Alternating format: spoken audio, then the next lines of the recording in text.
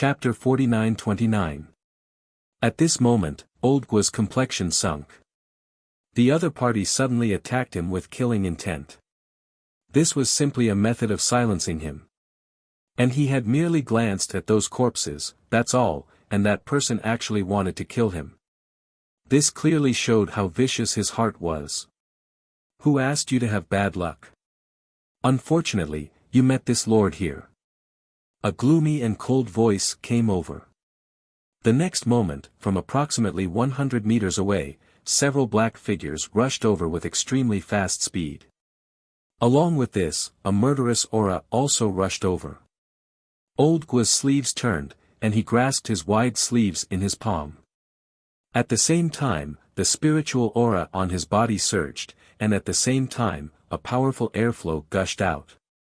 At the same time, a fist heavily struck towards that figure in front of him. Whoosh! The speed was fast, and the strength was heavy, bringing about a swift and fierce whistling sound. Immediately afterwards, a pang sound was heard as the fist heavily landed on the chest of that black figure. However, at the same time that the black figure let out a muffled groan and was sent flying dozens of meters away, Old Gua also quickly withdrew his hand and let it fall to the side of his body. Fresh blood seeped out from his loosened hand and dripped into the soil on the ground. That person had armor on his chest. Moreover, it was that kind of armor with sharp iron. Kill! A kill order was shouted, and several figures attacked. Carrying a gloomy and cold killing intent, they directly approached Old Gua, intending to take his life in an instant. Old Gua's figure slightly swayed, and the blood dripping from his hand had unknowingly turned into a dark purple color.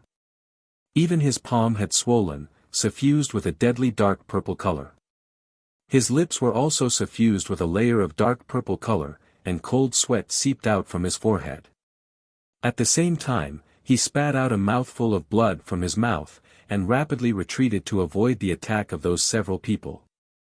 He was fighting with all his might. Merely, the poison flowed along his hand and his chi into his body, making the poison in his body even more profound. At the same time, his fighting speed also gradually weakened, and his dodging figure also slowed down a lot. And precisely because of this, not long after, his body was covered with wounds. Hearing the movement, Yu trotted back, but when she saw the scene in front of her, she was stupefied. She had just gone to relieve herself, but how did Gua family's old ancestor become like this?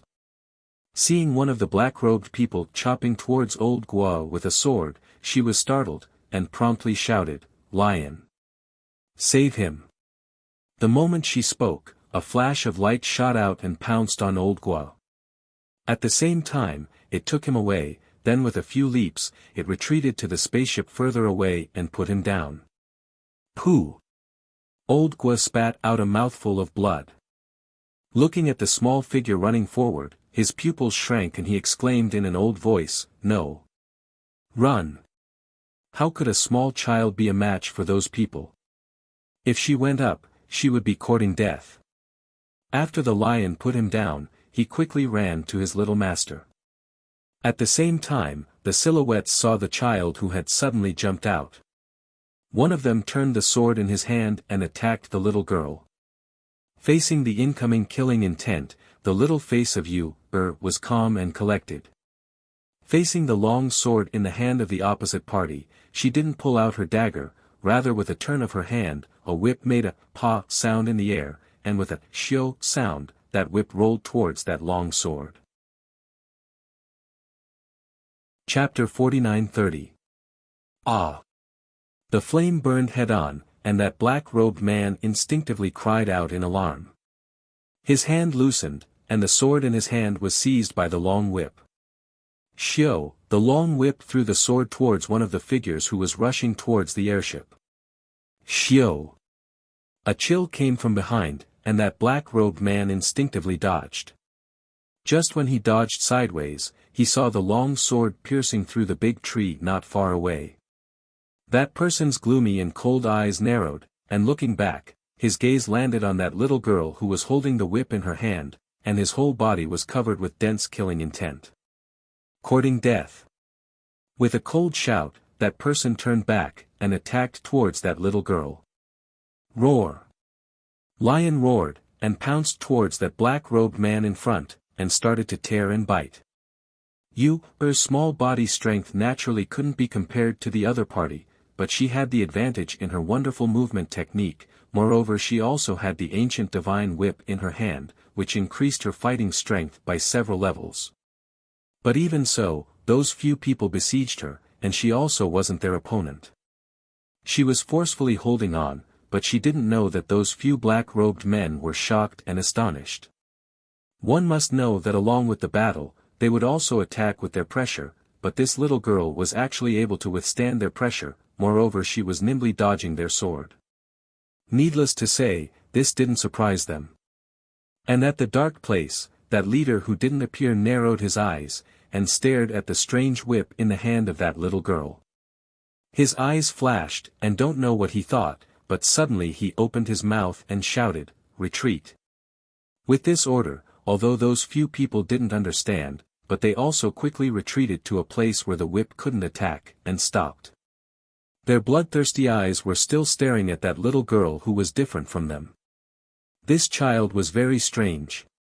She looked like a 5 or 6 years old little girl, but once the battle started, the aura of her body changed, and her moves were also extremely swift and fierce. Her attacks were specifically aimed at their fatal points. While fighting with them, she didn't panic, instead she used killing moves as if she didn't care about her life. They had killed so many people, but this was the first time they encountered such a strange child. Yu was holding a whip in one hand and a dagger in the other hand. Lion was also guarding beside her. At this moment, one person and one beast vigilantly stared at that person who came out from behind the tree. It was a person whose entire body was hidden in a black cloak. He was also wearing a mask on his face. She couldn't see his face, but she could see that his cold eyes were staring at her. No, to be precise, he was staring at the whip in her hand. Ancient god striking whip. He narrowed his eyes, and there was a trace of surprise in his cold voice. "You are the disciple of Emperor Qing?" "Yes." Yu didn't deny, rather directly admitted. Because these people were all very strong, she couldn't win, so she could only use her master's name to save her life. "I heard that the Qing Emperor obtained the ancient holy whip from the Lingmu immortal and gave it to his disciple. I didn't expect that I would encounter it one day," he said with an indescribable expression as he stared at Yu and the whip in her hand.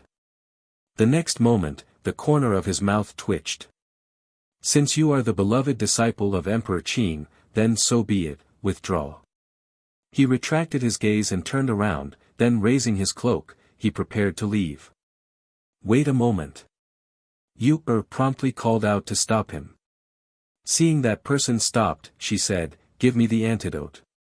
That old Guo was poisoned. If she didn't have the antidote, then wouldn't he die? Chapter 49-31. Hearing what was said, that masked man sneered, then turning his head to look at Yu he said, "This lord only heard that Qing Emperor had received few disciples, but didn't expect that there was also such an old fellow." "Antidote," Yu stubbornly said. Staring at that little girl, seeing her eyes were not alarmed and fearless, and instead as if a little beast was staring at him, he pulled up the corner of his mouth, then throwing a bottle to her, he turned around and left. Seeing their master throwing out the antidote, a touch of surprise flashed through the eyes of several black-robed people. Apparently they didn't expect that their master would actually give her the antidote. Several figures disappeared extremely quickly. After they left, Yu secretly sighed in relief, then quickly came to the airship. And at this time, old Guo, who had been holding on until now, seeing Yu dashing over, finally couldn't hold on and fainted. Yu opened the bottle and smelled it. In any case, she had studied medicine for a long time, so naturally she could distinguish clearly if it was poison or antidote. Seeing it was indeed antidote, she quickly poured out the antidote from the bottle and stuffed it into old Guo's mouth. "Shui, drink some more water." Yu said, then took out her own water and poured it into his mouth. Although the water poured down, it also drenched Old Guo's blood-stained robe. On the other side, several people who followed their master looked at each other, then one of them bravely asked, "Master, is that little girl really Qing Emperor's disciple? Why didn't we kill her? Even if we kill her and seize that whip in her hand, I reckon no one will know." What a joke! That masked man walking in front sneered, then glancing at that person who spoke, he said, "That whip in the hands of that little girl is ancient times God-beating whip, but if it falls into the hands of other people, then that whip however would be a sect-exterminating ominous weapon. What's more, Qing Emperor that person can give the whip to his disciple, so how could he not have a way to protect his disciple? Do you believe that if we really lay our hands on that little girl, Qing Emperor will certainly appear?" Hearing this, several people were startled, then somewhat hesitantly said, This is impossible, right? Impossible? Humph. That's because you all don't know how terrifying Qing Emperor is. He narrowed his eyes and clenched his fists behind his back. He seemed to have thought of something and his breathing became heavier. It was precisely because he knew how terrifying the great emperor's strength was that he guessed that she was the Qing Emperor's disciple after recognizing that the whip in the little girl's hand was the holy whip. If he hadn't recognized her at that time and killed her, the Qing Emperor would probably chase him to the ends of the earth to exterminate his entire family. Hearing their master's words, they looked at each other and felt a lingering fear in their hearts. Even their master was so afraid of her. Fortunately, they didn't kill that little girl earlier. In the woods, the complexion of Old Guo who had taken the antidote gradually improved, merely he was still unconscious, and the airship was unable to take him away, so you could only wait here for him to wake up. In the evening, Old Guo regained consciousness. He slowly opened his eyes and saw the little girl staring at him with her hands supporting her chin. Her eyes widened in surprise. "You're awake." Master Guo was a little confused and surprised. He had never thought that this little girl would actually be the disciple of Qing Emperor. He still remembered the scene of her looking for that person for the antidote before he lost consciousness. The feeling in his heart was somewhat indescribable. "I didn't expect you to be the disciple of Qing Emperor. If not for you today, I'm afraid this old man would have died here." Chapter 49-32. Now you are injured, do you want to recuperate for 2 days? Yu tilted her head and asked. "I can recuperate on the spaceship." He looked all around, and knowing that they were still in the forest, he immediately thought, and the spaceship started to fly. Although the sky was getting dark, but the light of Night Pearl on the spaceship was still very clear. Along with the spaceship flying, Yu also lied on the ground and looked at the dark sky outside. While thinking about those people, she again looked at Old Guo and asked, "Who are those people? Aren't you very powerful? How come you can't defeat them?" Old Guo was half lying on the ground, and hearing her words, he said, "They are people of Kill Alliance. They are an assassin organization, and each of them is extremely powerful. Moreover, this old man also didn't expect that they were wearing soft armor with thorns on their body. After being poisoned by the soft armor, naturally I am not their opponent. Otherwise, even if I am not their opponent, I wouldn't have nearly lost my life in their hands." Finished speaking, he looked at her and said, "Fortunately you are the disciple of Emperor Qin, otherwise today we would have to hand over our lives here." Hearing this, Yu smiled and said, "Didn't expect my master's name is really useful." The two of them chatted until it was late into the night before they stopped to rest. The spaceship flew slowly towards their destination. Several days later, Old Guo and Yu came down from the spaceship. Putting away the small spaceship, Old Guo said, "Not far ahead is the town where my old friend's family is located. Follow me to rest first. If you want to leave, it won't be too late to leave after 1 or 2 days. After all, on the way here, the speed is faster than we expected." Yu thought for a bit, then nodded, "Okay." One big one small, 2 people walked towards the town. After entering the town, old Guo looked at the bustling place and sighed, I haven't come here for too many years, didn't expect the change to be so big. Wait a moment, I will ask the way. Finished speaking, he stood beside Yu and waited, then he went to a small stall and asked. Yu stood on the street and looked all around. The city was unceasingly shouting, and on both sides of the street, there were 3 or 4-story small buildings and shops in great numbers. And on the street, there were all kinds of small stalls. She noticed that there was someone selling cotton candy, and her eyes couldn't help but shone. After that she quickly walked towards that small stall. I want a cotton candy. Yu raised her head, and looking at that big cotton candy, her eyes shone. Okay. I'll give you one now. The peddler said with a smile. He held a bamboo stick in his hand and began to roll another cotton candy. As he held the bamboo stick in his hand, it finally took shape. It turned out to be a big white cotton candy. Here, take it. The peddler smiled and handed it to her. He saw the child hand over a silver coin. Just as he was about to give her the change, he heard her wave her hand and say that there was no need for change. Yu was somewhat reluctant to eat the cotton candy in her hand, but looking at that big flower, her eyes narrowed with a smile. While walking, she carefully stuck out her little tongue and lightly licked it. So delicious. The sweet taste spread on the tip of her tongue, and she happily smiled. However, just when she returned to Old Guo's place, she heard a burst of noise accompanied by a cry of alarm. Beast startled, beast startled. Quickly get out of the way. Quickly get out of the way. Chapter 49-33. Quickly get out of the way.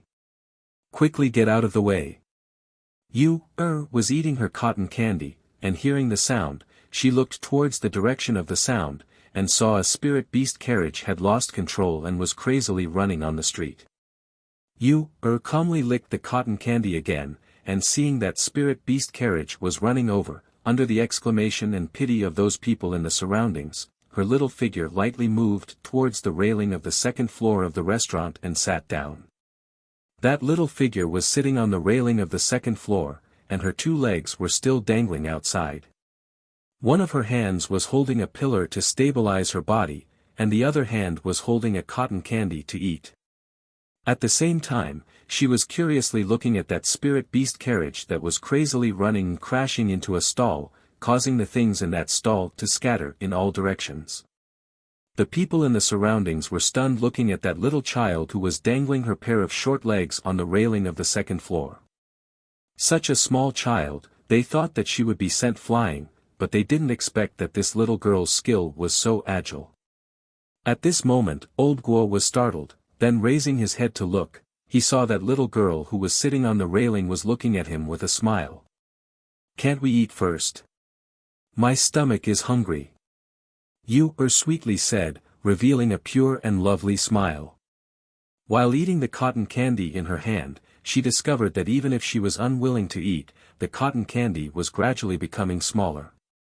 Seeing this, Old Guo nodded his head, and said with a smile, Okay, you first find a place to sit upstairs, I will go up now.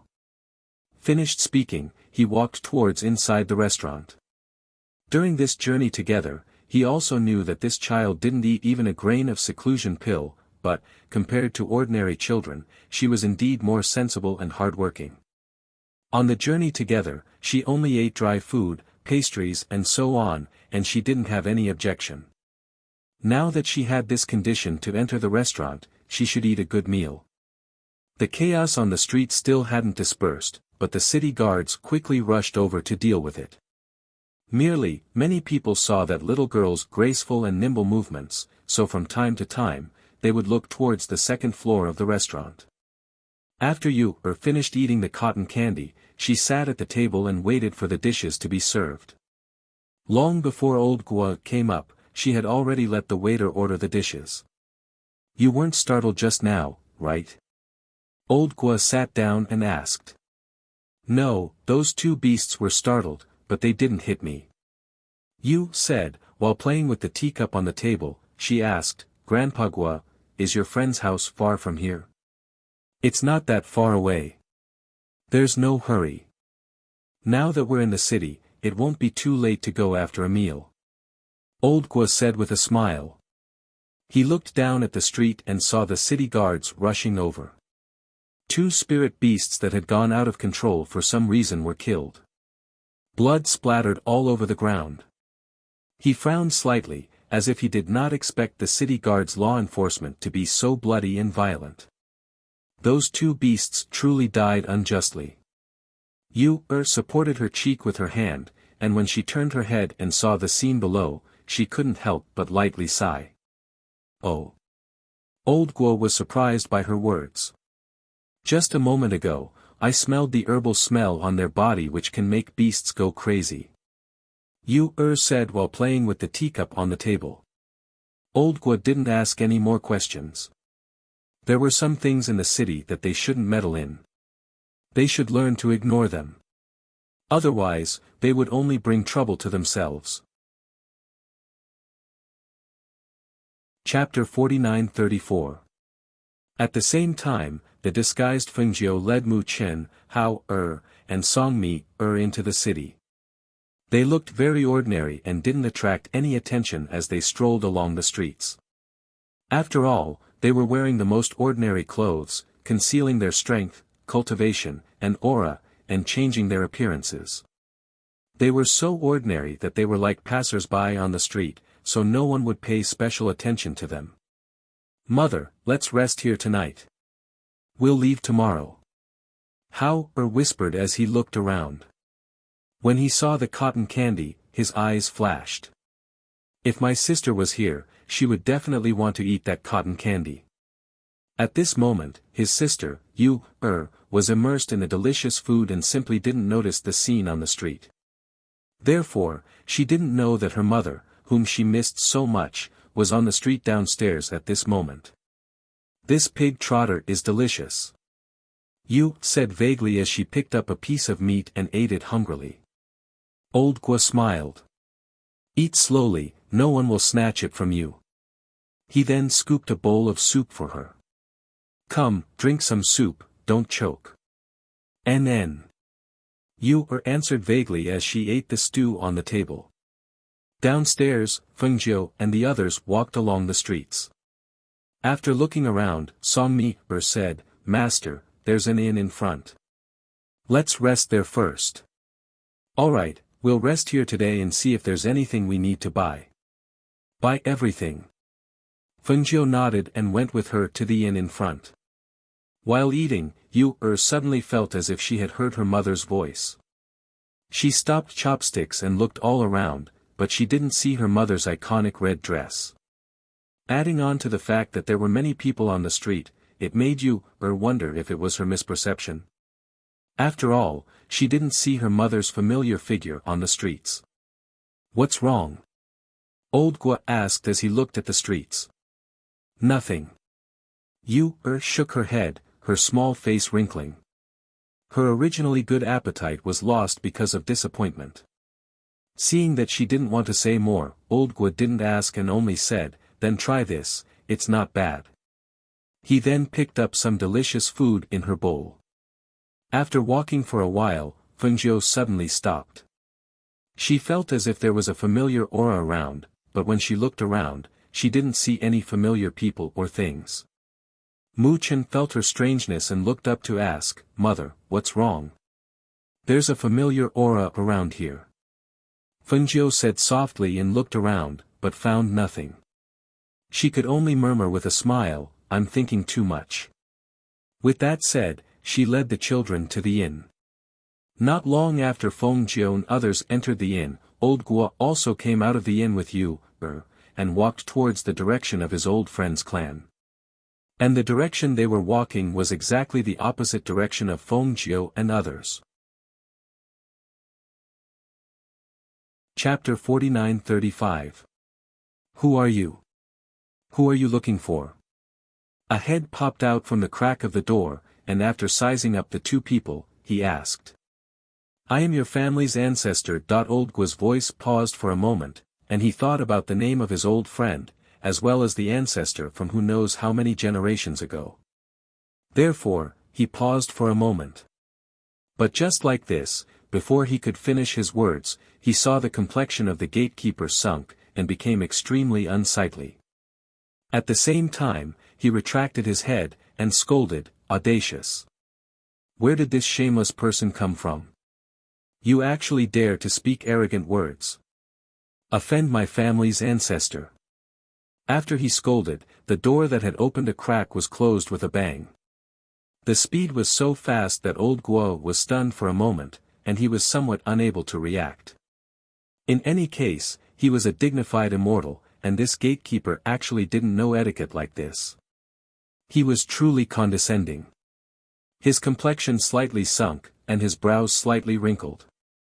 When he was about to knock on the door again, he saw the door open, and several figures holding sticks ran out. "Beat him fiercely for me. This person actually dares to offend our ancestor, beat him for me," that gatekeeper fiercely ordered. Yu, who was eating spirit fruit at the back, couldn't help but be stunned when she saw this scene. Her pair of beautiful eyes opened wide. Seeing those people rushing out, she didn't run, rather stepped forward and came to the side of old Guo, and curiously asked, "Did you knock on the wrong door?"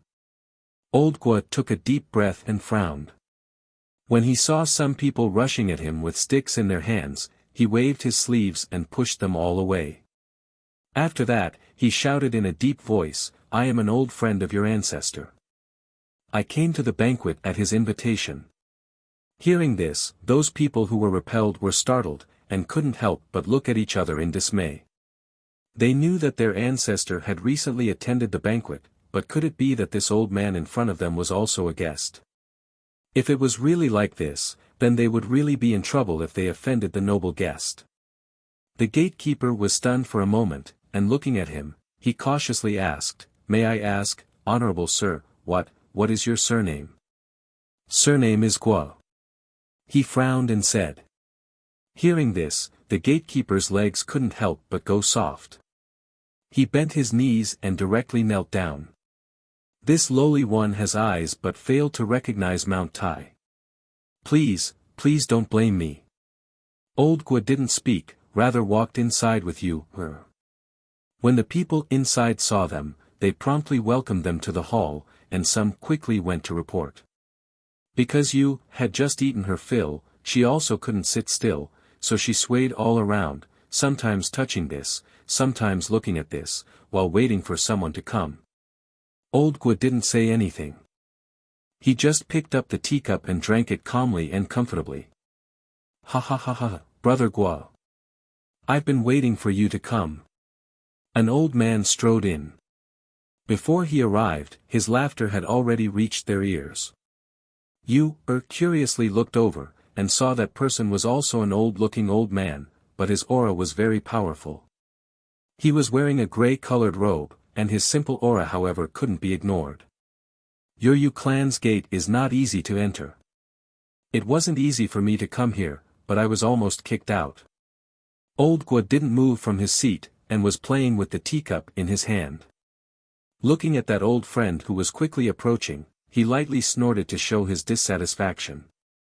Hearing this, Yu clan's ancestor was startled, and said in surprise, "There is such a matter? I really didn't know." Saying this, without waiting for him to speak, he turned around and instructed the people behind him with a dark face. Chapter 49-36. Old brother Guo, I apologize to you here. It's my subordinates who didn't discipline them well.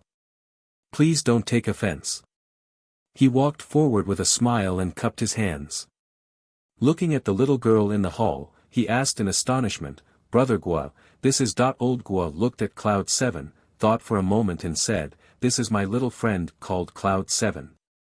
She came together with you and will probably disturb you for 2 days." Hearing this, he was astonished in his heart, but he didn't ask much. He just smiled and said, "So it's like this. Since she is Brother Guo's little friend, then she is also my Yu residence's guest. Not to mention 1 or 2 days, even staying for 10 days to half a month is not a problem. Saying this, he smiled and said, Brother Guo, my breakthrough this time is a joyous occasion. I should personally go and invite her, but I have been in seclusion for many years. Every time I go out, my old friends come to visit me, so.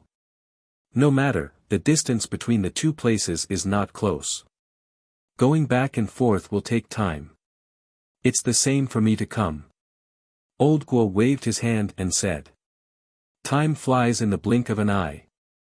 If it wasn't for Brother Guo, I wouldn't be here today. He sighed with emotion, looking at Old Guo with eyes full of gratitude. Yu looked at them from the side. Both of them were chatting. Listening to their conversation, it seemed that Old Guo had saved him many years ago. This time he was able to advance, so he specially invited him over to congratulate him. After chatting for a while, he said to Old Guo and Cloud 7, You must be tired after a long journey. I will bring you to the courtyard to rest for a while. Thus, both of them followed him to the guest courtyard. On the way, Old Guo asked, How many people did you invite to the banquet? Have the others arrived? I have been in seclusion for so many years, but I only have 1 or 2 old friends. Other than you, there is only Old Man Zheng. The others are people from some clans in the city. Old Yu said, After I came out of seclusion, I heard that the current great emperor here is a female emperor, called Phoenix Master. Have you heard of this person's origin? Hearing the matter of her mother being mentioned, the eyes of Yu, who was following beside her flashed, and she raised her head to look at them. This Empress Phoenix Master is an incredible figure. Elder Guo said. He looked at him and said, Do you know what happened to the Northern Flame Emperor a while ago? Hearing this, Elder Yu nodded his head, stroked his beard, and said, Yes, I heard that his soul has been extinguished, and this matter is precisely the handiwork of this Empress Phoenix Master. That's right. She's an incredible lord. This matter has shaken the entire upper immortal world. I reckon that the other great emperors have also heard about this matter. They also know about the means and strength of this Empress Phoenix Master. However, no one has made any moves during this period.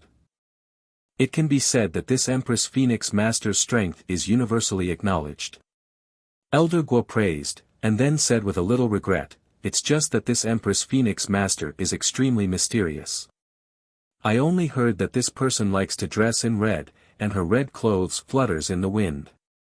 Moreover, her appearance is extremely beautiful, and her peerless figure and bearing are unforgettable in one's lifetime. Yu smiled with curved eyes. She liked to hear people praise her mother the most. This made her happier than praising her. Chapter 49-37. Okay. Yu answered with a beaming smile, then looking towards Old Guo, she said, Then I'll go and sleep for a while. Okay.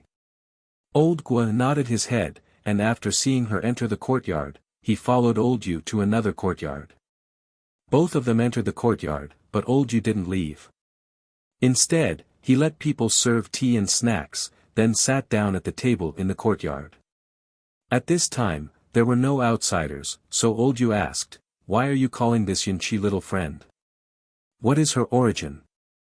I see that you take care of her very much, why is that? Her origin is indeed not simple.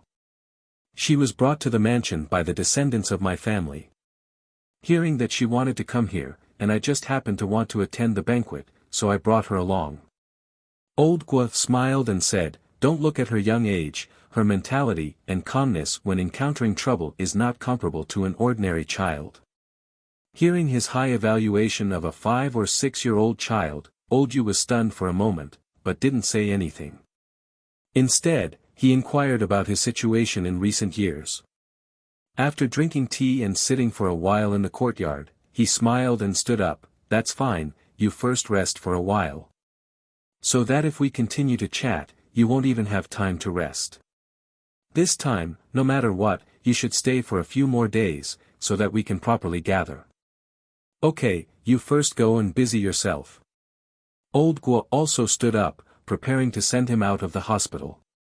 At this time, both of them suddenly heard a loud bang sound coming from the front. Along with that loud sound, there was also a fluctuation of airflow. Hearing the sound, Old Yu looked towards the front, his brows slightly wrinkled, and said to Old Guo, "You rest. I'll go and see what's going on." Finished speaking, he walked out. Old Guo originally wanted to follow him to take a look, but thinking that his strength after advancing was also not low, moreover Yu family also had many strong people, even if something really happened, they could also deal with it. Thus, after standing in the courtyard for a while, he turned around and walked towards a side room. At the entrance of Yu family, an old man was sent flying by a palm, and his whole body smashed towards the entrance of Yu family. That strength was so strong that even the entire entrance was smashed to the ground. PFFF. The old man spat out a mouthful of blood, and with a deathly pale complexion, he looked back and saw several people who had chased him all the way, then he struggled to stand up. Who dares to behave atrociously here? The people in the Yu clan quickly came out after hearing the commotion. When they saw an old man lying on the ground vomiting blood at the smashed door, they couldn't help but be startled. "Who are you?" a middle-aged man shouted. His brows were tightly knitted together as his sharp gaze fell on the few people.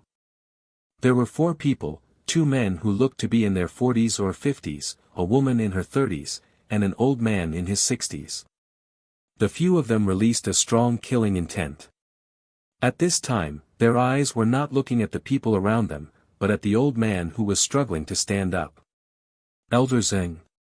The old ancestor of the Yu clan, who had heard the commotion, saw the old man struggling to stand up, and could not help but look at him in astonishment. "Why is it you? What's wrong with you?" As she spoke, she quickly stepped forward and came to his side to support him. "Old Yu, I'm really sorry for the trouble I've caused you." Cough cough. He looked at him apologetically. As soon as he finished speaking, he started coughing, and blood flowed out of his mouth. Chapter 49-38. At this moment, even though he was not dead, he was severely injured and probably could not fight anymore. Even though he knew that he had lured people to the Yu family to put them in danger, but if he did not do so, he would not even have a chance of survival. Humans were selfish. At this moment, he did not even care about diverting the trouble, and only hoped for a chance of survival. When the Yu family patriarch and the Yu family managing elders who followed behind heard that this person was someone the elder ancestor knew, their expressions changed slightly. This person had lured the trouble to their Yu family, and this was putting them in danger. This kind of person only cared about his own life and death, and did not care about the safety of others. To put it bluntly, this kind of person was selfish. Elder ancestor. The middle-aged man stepped forward and called out in a low voice. Seeing that he was still supporting the old man, he said, "Elder ancestor, shouldn't we not interfere in this matter?" Elder Yu's face darkened slightly, as if he did not hear the words behind him. He supported Elder Zhang and looked at the 4 people. His aged voice was low and full of energy. "Who are you people? Why did you use such a fatal move? How did he offend you? Why did you have to kill him? I don't know them. I just bought a treasure at the auction when I came here.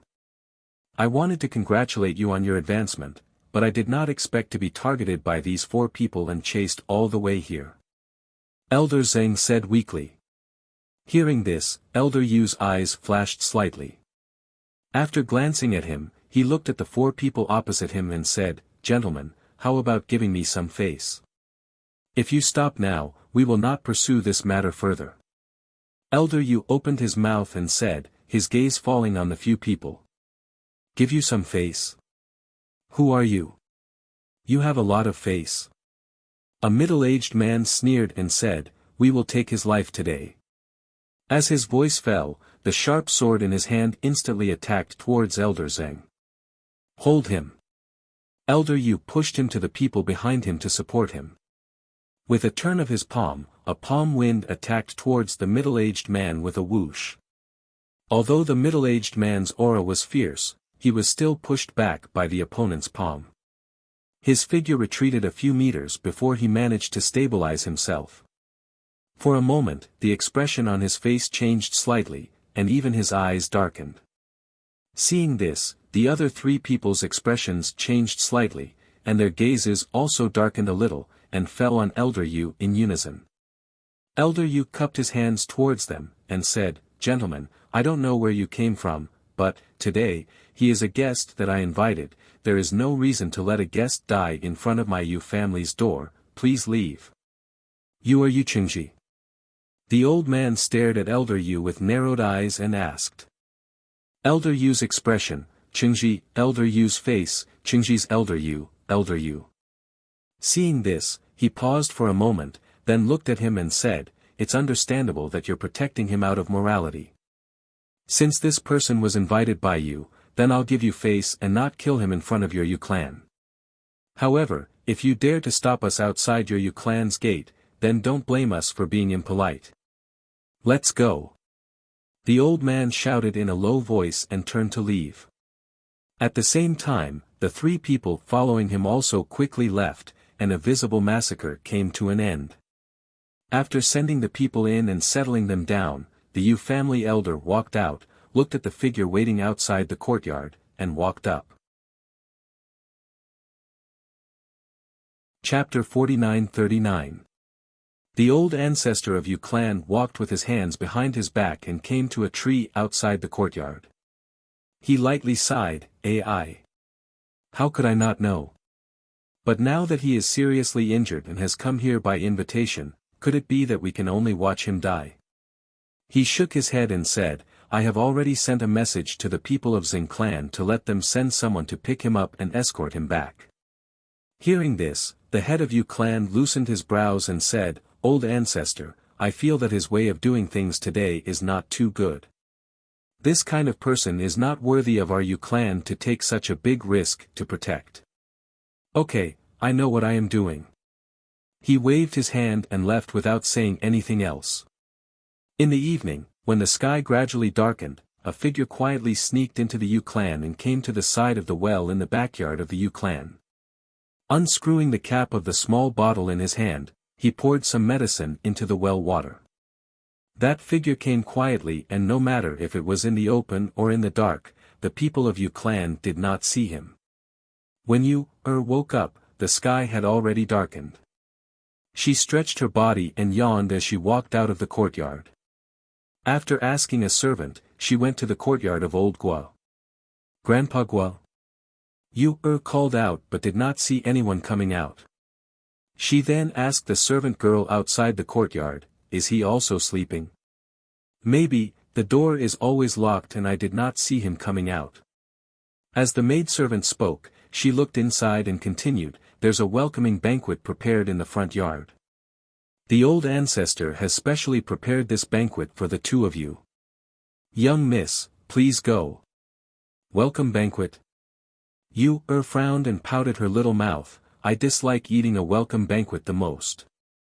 It is very boring." She felt very bored and rolled her eyes.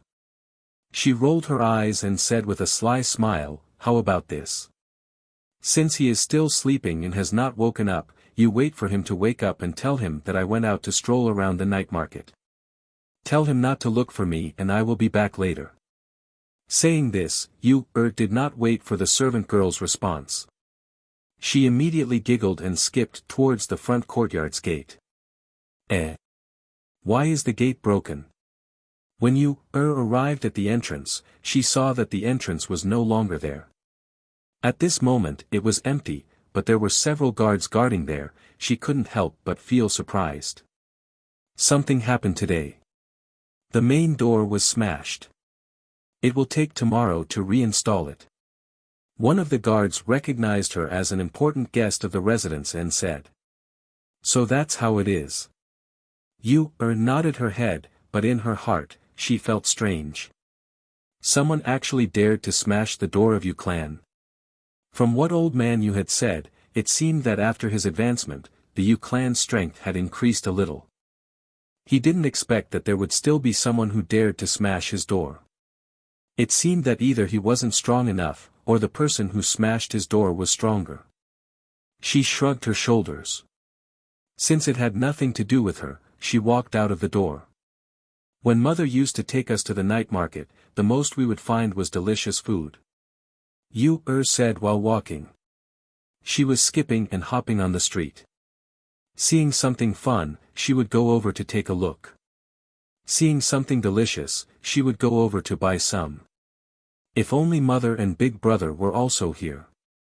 She blinked her eyes, and a longing expression appeared on her little face. But at this time, she didn't know that Fengjiu was taking the two children and Songmi, out of the inn. They were also preparing to stroll around the night market. Chapter 49-40. Okay. Fengjiu replied with a smile. Letting her lead the way, they walked towards the night market of West Street. Fengjiu leisurely walked. Looking at her two well-behaved and obedient sons, her eyes flashed with gentle doting expression. With a smile on her lips, she said to them, "If you see something you like, just say it, mother will buy it for you." Hearing this, both of them raised their head and looked towards her. With a smile on their face, they replied, "Okay, thank you mother." As a matter of fact, they were also rich. Inside their space, there were many treasures, not to mention money. After all, both of them were boys, so they didn't have much interest in some small things. They just held their mother's hand and walked on the street, looking at this bustling night market. Arriving at the night market of West Street, they found a small stall on the roadside and sat down to eat some things. Meanwhile, Yu also arrived at West Street by herself. She had strolled all the way here, and heard that the night market of West Street was the most bustling, so she came here. Alms bowl cake. Is this a pastry? Yu curiously stopped in front of a small stall. She raised her head and looked at that transparent thing inserted in the side, as well as 3 words hanging in front of the stall. This is a very delicious pastry, little sister, do you want to buy one to try? The stall selling alms bowl cake was a youth. Seeing Yu standing in front of him and curiously looking at him, he took out another alms bowl cake and poured it out. Then using a bamboo stick, he handed it over to Yu. Yu took it and tasted a mouthful. Feeling soft and bouncy, it was very delicious. Her eyes couldn't help but lit up, then taking out money, she handed it over to him. I also want 10 to take away. Okay. The youth smiled, and swiftly packed 10 alms bowl for her. Then giving her the change, he said, come again if you like. Yu answered with a smile. After taking the alms bowl cake, she stored it inside her space. Shortly afterwards, she walked towards the next stall. While eating alms bowl cake, she looked at the things in another stall. Is this candy? Give me half a jean. While speaking, she again took out money and handed it over. After walking to several stalls, she ate until her stomach was full. She walked to one side and stopped. Then touching her stomach, she burped. I'm so full. I can't eat anymore. But what if I still want to eat? She muttered to herself and looked around. Then, she walked towards the main street. When she saw a place with candy figurines, her eyes lit up. She ran over and shouted, I want a candy figurine. Make one just like me. Mu Chen, who was eating at the stall, suddenly stopped and looked around as if he was looking for something. What's wrong? Fengjiu asked as he looked around. The street was bustling with people coming and going. The shouts and the chatter of the people on the street overlapped. It could be said that it was very chaotic. I think I heard my sister's voice. Mu Chen said. He didn't know if it was the telepathy of the twins, but he kept feeling that his sister was around. Hearing this, Fengjiu raised his eyebrows and did not say anything.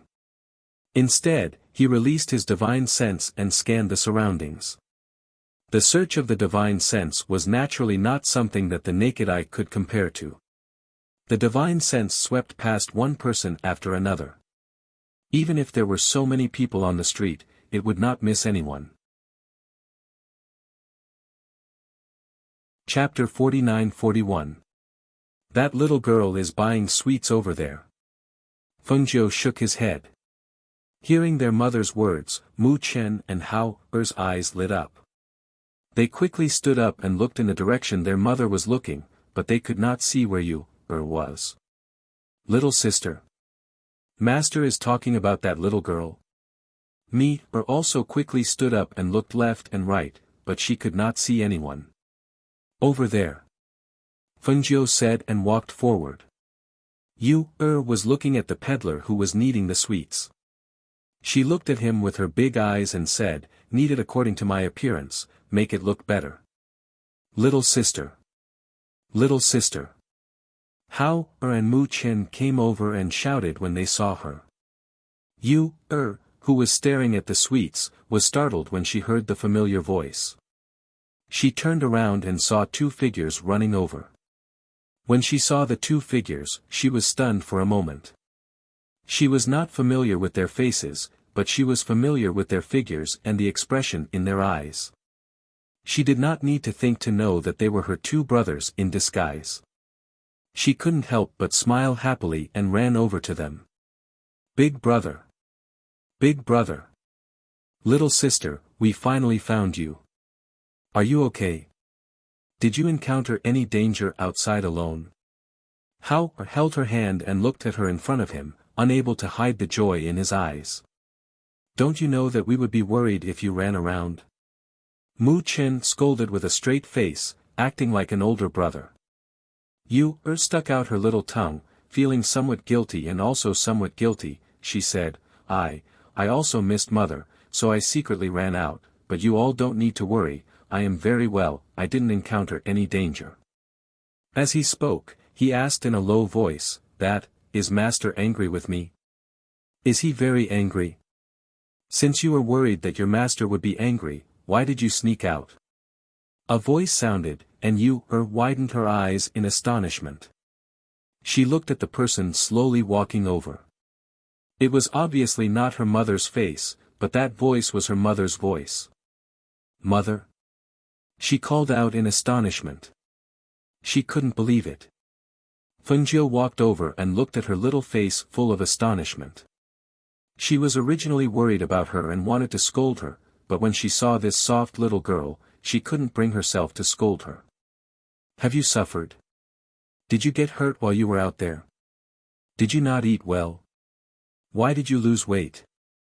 Fengjiu caressed her daughter's head and pinched her arm. Although she was pinching her soft flesh, she still felt that she had lost weight. Woo, mother, I miss mother so much, I miss mother so much. Yu Er slowly came back to her senses, then threw herself into her mother's bosom and cried. Hearing his youngest daughter's words, Fengjiu's heart ached and he felt guilty. All right, don't cry. Be good. She wiped away the tears on her face and said, Do you know that mother will be worried if you run out alone? If something happened to you, what do you want mother to do? Mother, I'm sorry. Yu Er didn't listen to mother and master. She whispered and hung her head because of guilt. Chapter 49-42. When Yu Er heard this, she immediately looked at her big brother foolishly. Her big brother's soft knife was much more powerful than her big brother's stern face when he reprimanded her. This was making her vexed for secretly running away. If she didn't take advantage of their absence to secretly run away, she would be able to wait for her mother's arrival on the mountain and leave together with her mother. Thinking of this, she lowered her head sadly and said, I know my mistake, I really know my mistake. In the future, I won't be disobedient anymore. Seeing this, Hao Er didn't say anything else. He only patted her shoulder and said, Master went out to handle some matters and just happened to meet you here. Before Master returns, we will stay by mother's side. There are a lot of people here and it's also noisy. Let's go to the restaurant in front to sit for a while. Mi, who was at the side, said while curiously looking at that little girl. She didn't expect that she would dare to run away alone at such a young age. Truly formidable awe. Worthy of being master's child. All right. Fengjiu agreed and brought the children to the restaurant in front. Going to the second floor of the restaurant, they found a relatively quiet place to sit. Fengjiu then asked, how long have you been here? Where are you staying now? Mother, I came together with Grandpa Gua, so I didn't go on the road alone. Now I am staying at Grandpa Gua's friend's house. I originally wanted to go and find Mother after 2 days. She promptly said. Hearing this, Fengjiu raised his eyebrows. Grandpa Gua? Who is he? How did you know him? It's like this, when I let the little fox take me away, there was an accident. She told him about the things that happened after she left that day, as well as how she left Xiao family's place and the reason why she came here together with Guo family's old ancestor. After listening to her, Fengjiu nodded his head, so to say, because you met with danger on the road, he knew your identity? You answered, then said again, but he said that he won't tell anyone, because I saved his life. Where is the whip that your master gave you? Fengjiu asked. Here. You took it out and handed it over to her mother, while saying, Mother, this whip is truly a good thing, it can be used as a whip and can also be used as a sword. Fengjiu took a look at the whip and nodded, this is indeed a treasure. Your master has treated you well, so I'll let you use this ancient god-lashing whip. As she spoke, she smiled and handed the whip to her. Put it away. Now, this whip almost represents your identity. Even those who have never seen you before will know that you are the third disciple of Emperor Qing, Cloud 7, as long as they see this whip. They had not seen each other for a long time, and after chatting for a while in the restaurant, Yu said, Mother, then I will return to Yu family and inform Grandpa Gua and the people of Yu family, lest they worry. Alright, let's inform them and come to the inn. We're preparing to leave the city tomorrow. Since we've met you, why don't you come with us? We'll bring you back to the island to take a look, Fengjiu said with a smile. Master, let me accompany you, In a while, I'll bring her back to the inn to find you, Meat said. Chapter 49-43.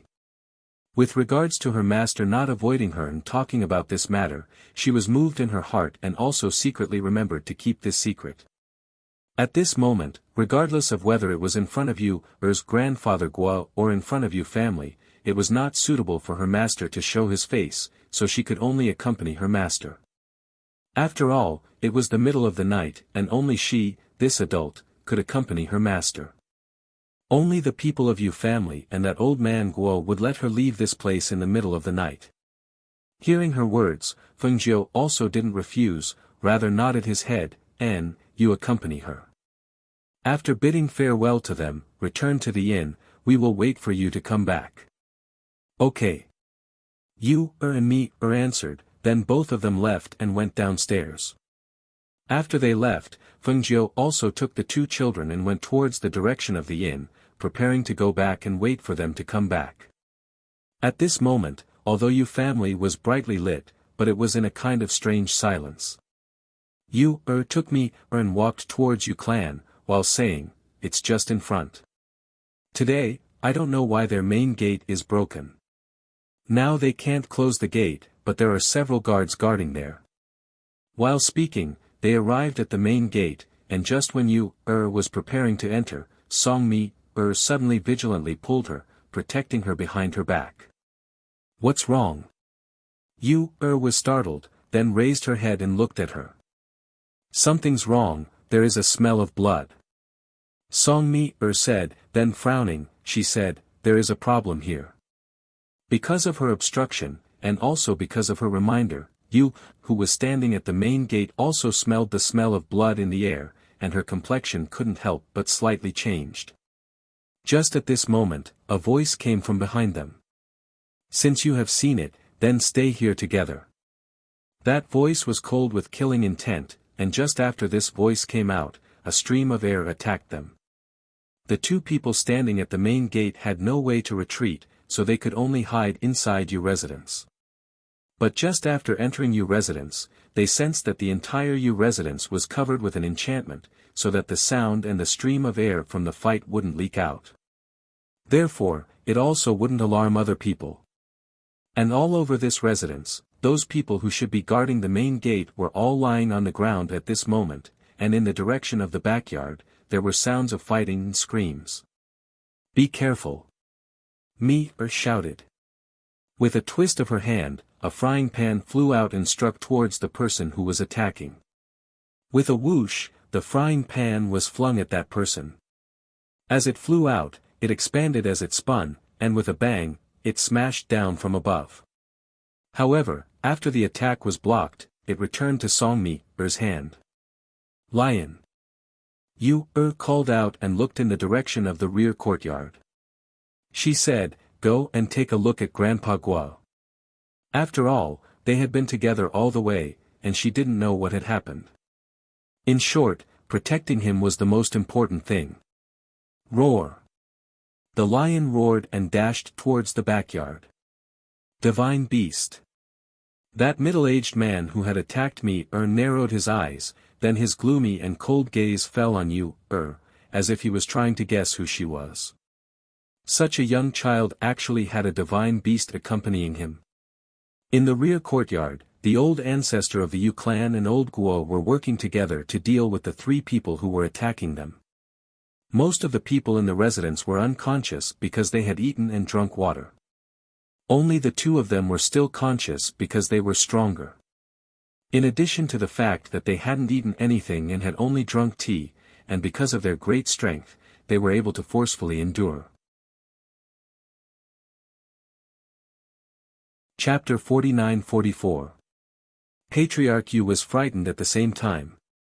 He didn't expect these people to come back and poison him. What on earth did they get from Elder Zheng? How did they provoke such people to come after them? Hiss! He couldn't dodge in time and was cut in the shoulder. Blood instantly oozed out and he retreated. Bang! The fierce palm wind hit Elder Guo and he flew out. He hit the stone wall and rolled to the ground. He spat out a mouthful of blood and his breath weakened. Cough, cough. Old Guo supported himself against the wall and wanted to stand up, but he saw that the two people's attacks were already coming towards him. At this moment, he, who had nowhere to run or retreat, thought that he would be hit by the palm. Unexpectedly, a furious roar sounded out, followed by an extremely fast figure that flashed past and bit him to the side. Divine beast! The three people who were attacking him narrowed their eyes and stared at the lion who suddenly jumped out. Elder Guo was stunned when he saw that the lion saved him. Then, anxiety appeared in his eyes. Why are you here? Take your master away from here. The lion glanced at him and said, Master asked me to save you. Elder Guo heard this and opened his mouth, but he didn't know what to say. In the evening, when he found out that Yun Qi had gone out to the night market, he told the gatekeeper to leave someone to wait for her. When something happened at night, he was glad that she went to the night market and did not get involved in this matter. However, he did not expect that she would come back at this time and let this mythical beast come to save him. Where is she? Has she entered the mansion? Elder Guo asked quickly. In the front yard, the lion said. Elder Guo's face changed and he said, I don't need you to protect me. Go and protect her. She's not a match for these people. Take her away quickly. Even though she was Emperor Qing's disciple, these people had obviously set up the bounded domain and array to kill everyone here. How could they let a child leave alive? Immediately, old Guo yelled at those people, we have no enmity with each other. Isn't it too cruel for you to annihilate our family like this? Ha! You're protecting someone you shouldn't protect and taking something you shouldn't take. So what if we kill you? The old man among the three snorted coldly. Obviously, he didn't care about the divine beast and the two people in front of him. I'll go get Elder Tsing to hand over the item to you. Can you stop now? The injured Yu clan elder asked with an ashen face, panting heavily.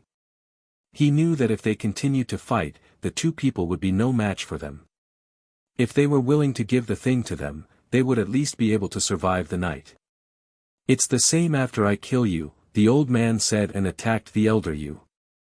It was also at this moment that a black soul shadow floated out from one of the people. He floated in the air and coldly looked at the people who were fighting. His gloomy voice was filled with displeasure. "You took so long to retrieve something. What a bunch of trash." With a shout, an invisible pressure came crashing down from above towards Old Gua and the Yu clan's old ancestor. Because of this attack, the two people spat out blood and quickly retreated. They looked at the soul's shadow in shock and saw that he had already floated to a guest room in the courtyard. Not long after, he heard a shrill scream coming from inside, followed by silence. Chapter 49-45. Not long after, a soul shadow floated out from inside. Merely at this moment, that soul shadow was holding something that was suffused with a dim light in his hand. That thing was the size of a bracelet, and at the side, there were two small bells. At this moment, this thing was floating above the palm of that soul shadow, as if he was unable to hold this thing. He came to the side of one of them and said, "Keep it." "Yes, my lord." The middle-aged man responded respectfully and quickly took the item and put it away. That soul shadow swept a glance at those two old men, and was too lazy to make a move. Just when he was about to enter the body of that middle-aged man to rest, he felt an extremely pure aura. Innate spiritual body. His eyes narrowed, and light flashed in his eyes, and he flew towards the place where he felt the aura. At this moment, in the inn, Fengjiu was waiting for Song Mi, and Yu, to return. Merely, the more she waited, the more she felt that something was wrong. From Yu's mouth, she knew that the location of the Yu family was not far from the West Street and this inn.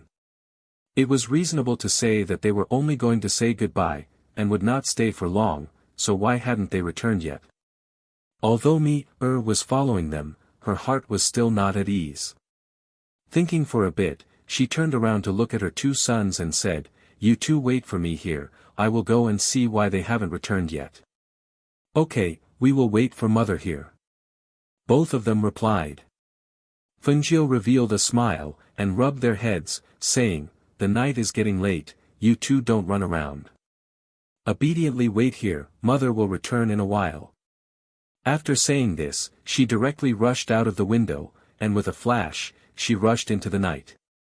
At this moment, at the entrance of the Yu residence, that middle-aged man's head was bleeding, and blood flowed down his cheeks, adding a bit of bloodthirsty aura to his originally ferocious face. He was gasping for breath, fiercely staring at that young girl who was holding a frying pan and kitchen knife in her hands. That frying pan was bigger than ordinary, and at this moment, it was suffused with a strong airflow. With one look, he knew that it was a treasure. Merely, he never knew that there was someone whose treasure was a frying pan. Only the heavens knew that when the bottom of the wok smashed into his head, even with his cultivation protecting his body, his head actually bled from the impact. There was also that kitchen knife. Although it was called a kitchen knife, it was more like a bone knife that was used to chop large bones. The edge of the knife was cold and extremely sharp. With these two things in hand, he had been fighting with her for so long, but he was still unable to kill her. One had to know that this woman looked no more than 15 or 16 years old, especially when she was protecting the little girl behind her. These two people were so weak that they couldn't even be seen. Normally, one move would be enough to deal with them. But right now, even though the young girl's body was heavily injured, she still stubbornly protected the little girl and did not retreat in the slightest. If this continued, it would not do. Roar! Just as he was about to attack again, he suddenly heard a lion's roar. A lion suddenly pounced at him from the side. He was shocked and quickly counterattacked. "Big sister Mi, how are you? Are you alright?"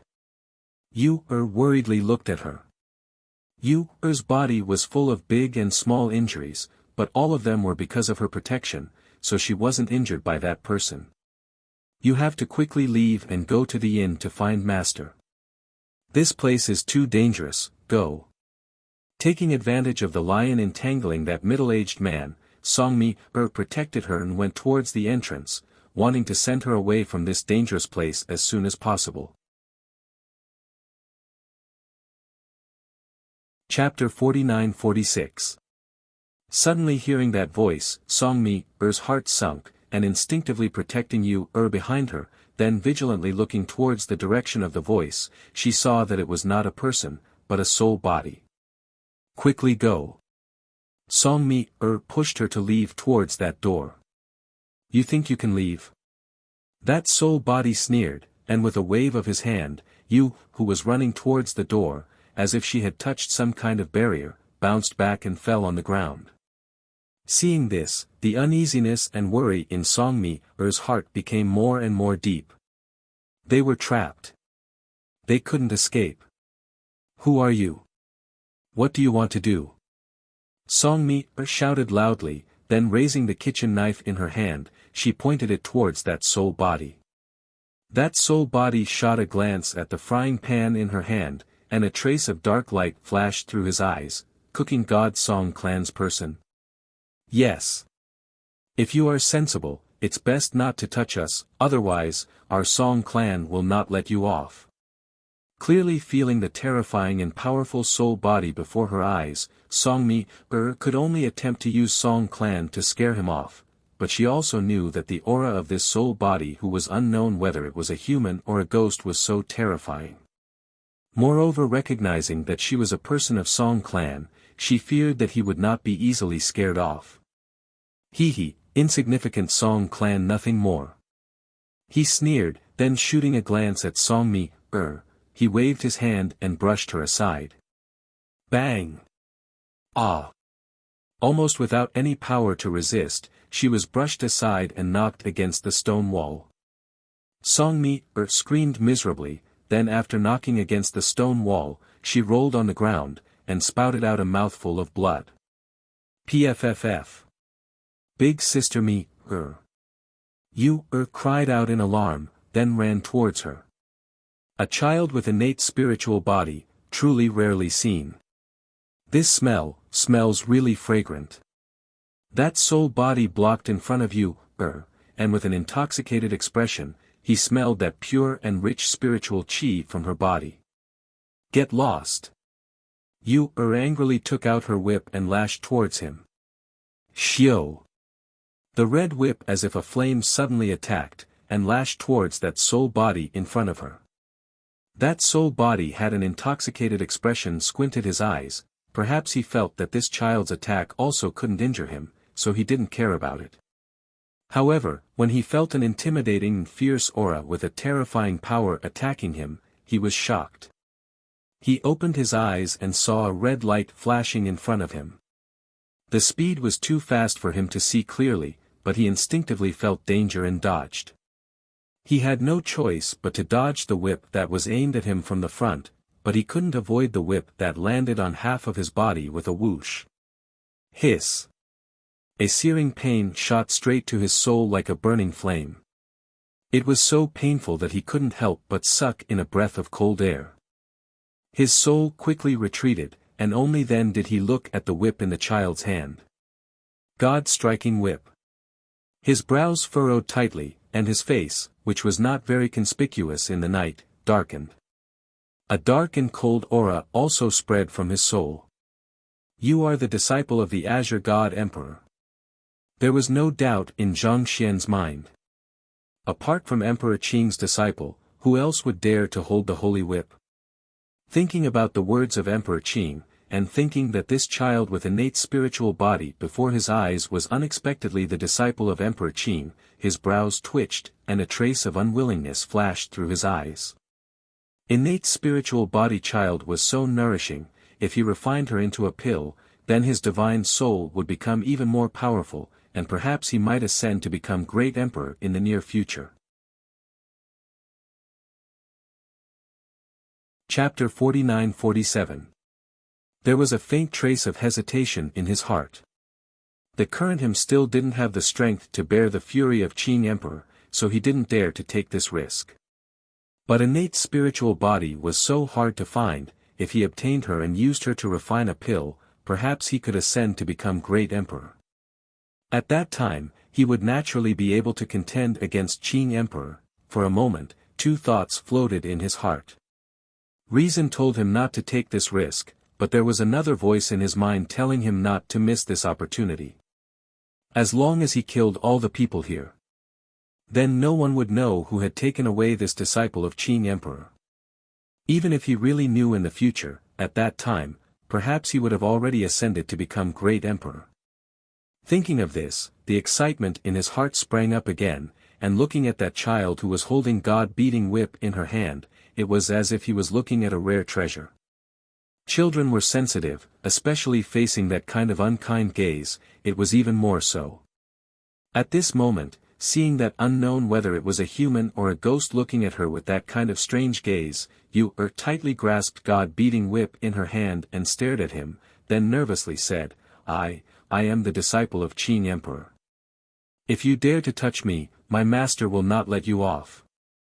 Although she also didn't want to always bring out her master's name like this, but this unknown whether it was a human or a ghost looking at her with such a terrifying gaze. She couldn't beat him, couldn't run away, and couldn't ask for help, so what could she do? Is that so? You can rest assured, your master will not know that you were captured by this one. As if he had made up his mind, he revealed a gloomy and carefree smile, then his soul floated towards you, Song Mi clutched her chest and crawled up, and seeing that soul moving towards you, she immediately shouted, whip him. When that whip hit that soul, half of his body became somewhat transparent, and the aura of his body also weakened a bit, so that whip should be effective on him. Yu gritted her teeth and once again lashed towards him with the whip. Merely, previously because he didn't put her attack in his eyes, but now that he knew that whip was God-beating whip, he naturally wouldn't allow his soul to be injured again. Therefore, at that moment when Yu's whip was about to hit, his soul flashed and flew behind Yu, then stretched out his hand to grab her. Be careful. Seeing this, Song Mi didn't care about the injuries on her body and fiercely rushed over, pushing Yu to one side. The soul body grabbed nothing but air. Killing intent flashed across its eyes as it said in a sinister voice, since you want to die, I'll let you have a taste of the power of the soul-locking bell. As soon as his voice fell, he stretched out his illusory hand in the direction of the backyard and shouted at the same time, soul-locking bell, come. When the middle-aged man in the backyard heard the sound, he felt a shock in his mind. Almost instinctively, he took out the small treasure that he had put away earlier. The two small bells on the treasure shook slightly and let out a clear sound. In the next moment, it was as if there was a force that sucked the item away. With a whoosh, it flew toward the front yard. Clang! The soul-locking bell fell into the soul's hand. It looked like it was being held, but it was actually being controlled by a force. Collect. He took one of the bells and shook it at Song Mi. A gust of air surged and a crisp sound rang out. Song Mi fell to the ground and a wisp of her soul was sucked out and sucked into the bell. Chapter 49-48. Yu cried out in alarm, then ran towards me who was lying on the ground. At this time, that soul body held that soul-locking bell in one hand, and the other hand grabbed towards you, then said with somewhat gloomy voice, follow this lord. When Fengjiu rushed over, she saw that Yu family was enveloped by barrier and formation. She frowned, then without any hesitation, she jumped on top of that wall. Standing on top of the wall, she just happened to see the scene below, so she immediately condensed a stream of qi with her finger, and pointed it towards that soul body below. Ah! That soul body cried out in pain, then retracted his hand, then his figure floated backwards, and his gloomy and cold gaze fiercely looked towards that person. But he saw that person was wearing ordinary clothes, and her appearance was also ordinary woman, and the only thing that made people frightened was that her ice-cold eyes contained killing intent. Who are you? dare to spoil this lord's good matter?" He gloomily shouted, and vigilantly stared at that person who had suddenly appeared. "Fengjiu came to the side of you, then sizing her up, she asked, 'Are you okay?' You knew that she couldn't let other people know the relationship between her and her mother, so when she saw her mother, she didn't call out, rather shouted, 'I am fine,' but he pulled out the soul of big sister me, and used that thing in his hand." Hearing what was said, Fengjiu narrowed her eyes, then stared at that thing in the hand of that soul body. Next moment, a powerful stream of qi revolved in her palm, and flame rushed out towards that soul body, surrounding it. Perhaps because he sensed the strength of the other party, at this moment, he didn't care about anything else, and immediately floated towards the rear courtyard. But, how could Fengjiu let him leave under her eyes? "Give me the whip." She took the whip from the hand of Yu, then with a swish, she threw it towards that soul body. The whip shot out nimbly, bringing with it a terrifying pressure. With a swoosh, it landed on the soul body's body. A sharp gust of wind accompanied the sound of the whip slashing through the air. Immediately after, the soul body's shrill and miserable shriek could be heard. Hiss! God-beating whip, even cultivators were unable to bear the whip of this whip, let alone this soul body. In addition, Yu had already used her whip to weaken that soul body, and now that Fengjiu had also used her whip, that soul body became even more illusory, and that soul-locking bell in her hand also fell to the ground because of the intense pain and trembling of that soul body, giving out a sharp and clear clanging sound. Whoo! With a whoosh, the flames rushed forward and surrounded the soul body, burning it. In an instant, miserable screams could be heard, each one louder than the previous one. The spiritual power in Fengjiu's hand turned, and the bell that had fallen to the ground fell into her hand. She glanced at it, then looked at the soul body that had been burned to ashes and disappeared into the air. This was only a wisp of soul, not the person's actual body. Destroying this wisp of soul was equivalent to crippling the person's arm. Although the injury was serious, it was not fatal. Thus, this wisp of soul was destroyed, but the person was still alive. Seeing that person who was bitten by lion was fleeing towards the rear courtyard, Yu hastily said, "There are still several people in the rear courtyard. Lion, stay behind to look after me, you come with me." Fengjiu said, then glanced towards that lion, and simultaneously carried Yu towards the rear courtyard. "Quickly withdraw. Master's soul body has been extinguished." That middle-aged man who had fled to the rear courtyard shouted in panic, but before he could finish speaking, a flame changed into a sharp arrow and attacked from behind. Chapter 49-49. That person screamed as his body was penetrated by that fire arrow. His entire body fell to the ground while spitting out a mouthful of blood. He struggled on the ground while patting the burning flame on his body. However, that flame nevertheless couldn't be extinguished. Not long after, the sound of burning accompanied by that person's blood-curdling scream spread throughout the courtyard. "Who is it?" Although the 3 people in the backyard were injured, their injuries weren't fatal. On the contrary, Elder Gua and the Yu clan ancestor were barely holding on. At this moment, the 2 of them were sent flying to the ground without any strength to resist. Just as the 3 people were about to finish off the 2 of them, they saw the person who came to report being burned to death by a ball of fire. Grandpa Gua. Seeing old Gua, whose whole body was covered with blood, Yu hastily called out. Old Gua gasped for breath and fell to the ground. He didn't even have the strength to answer her. Even the sight in front of him was somewhat strange. As for that old ancestor of Yu clan, his vision turned black and he fainted. He only saw that someone was coming towards them, but he was already unable to clearly see who that person was. Fengjiu looked at those 2 old men on the ground, then with a burst of aura, even old Gua also fainted. Seeing this, those 3 people were somewhat startled. Just when they were about to ask her who she was, they felt a terrifying pressure along with a powerful aura pervading the air, which shook them to the point that they didn't even have the strength to open their mouth. Plop. Under that powerful pressure and aura, those three people knelt down with a plop, and cold sweat seeped into their back.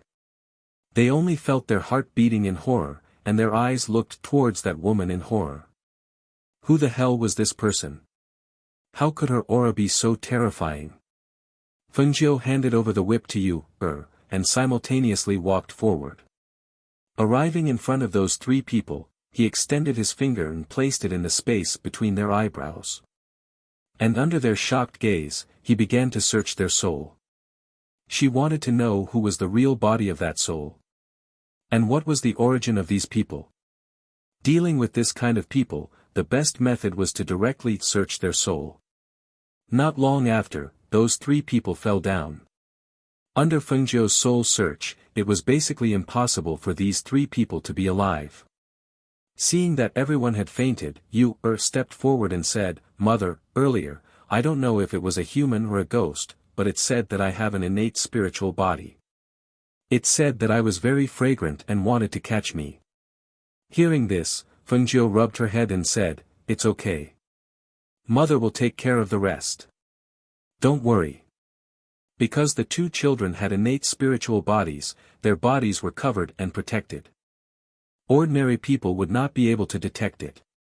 It was obvious that the true body of the soul body had an extraordinary cultivation level. However, no matter who the other party was, she would not let him off if he dared to have designs on her child. "I will wake them up, and after informing them, we will return to the inn." Fengjiu looked towards Yu and said, "Okay." Yu answered, then her mother shot out 2 streams of qi. The 2 unconscious men groaned and slowly regained consciousness. "Grandpa Gua, those people are dead, but I also have to leave.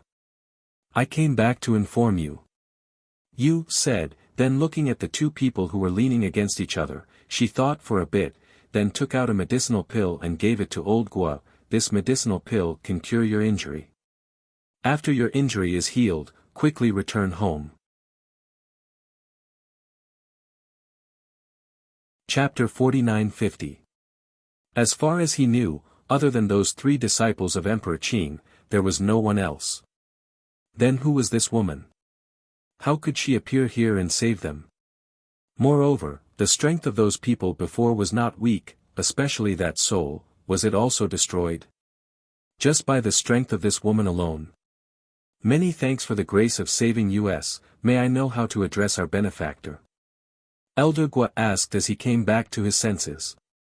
His gaze landed on the woman as he tried to guess her identity and her relationship with Cloud 7.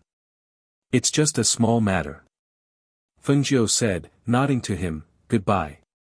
Saying that, she led Yu to the front. "Goodbye, Grandfather Gua." Cloud 7 waved her hand and shouted.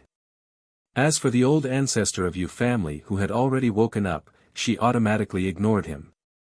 Outside, Fengjiu helped the unconscious Songmi up from the ground and led Yu out of the Yu residence to the inn. Because those people were already dead, the enchantment and formation of the Yu residence also automatically disappeared. Elder Gua felt a little better after taking the medicinal pill, so he supported himself against the wall and stood up. He went forward to help Elder Yu up. As for the rest, they could only wait until tomorrow to deal with it. Hao and Mu Chen were waiting for their mother to come back in the inn. Both of them looked at the window from time to time until a few figures rushed in through the window. Both of them were startled. "Mother! What happened?" "Something happened in the Yu residence. When Sister Mi and I arrived there, we saw that the Yu residence had been set up with a boundary and formation. The people inside were either unconscious or dead. We were also trapped inside. Sister Mi's soul was extracted by that thing in order to save me. Fortunately, Mother came, otherwise I would also be taken away," Yu said from the side. Although she was small, her words clearly told them the matter. At this time, Fengjiu had already placed Songmi on the bed. She took her pulse and frowned, then said to Hao and Mu Chen, "I will help to treat her wound. Let the waiter bring in some clear water." "Okay, I will go."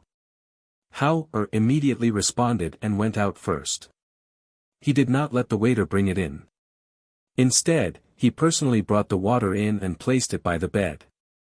At this time, Mu Chen had already pulled open the screen beside the bed and retreated outside.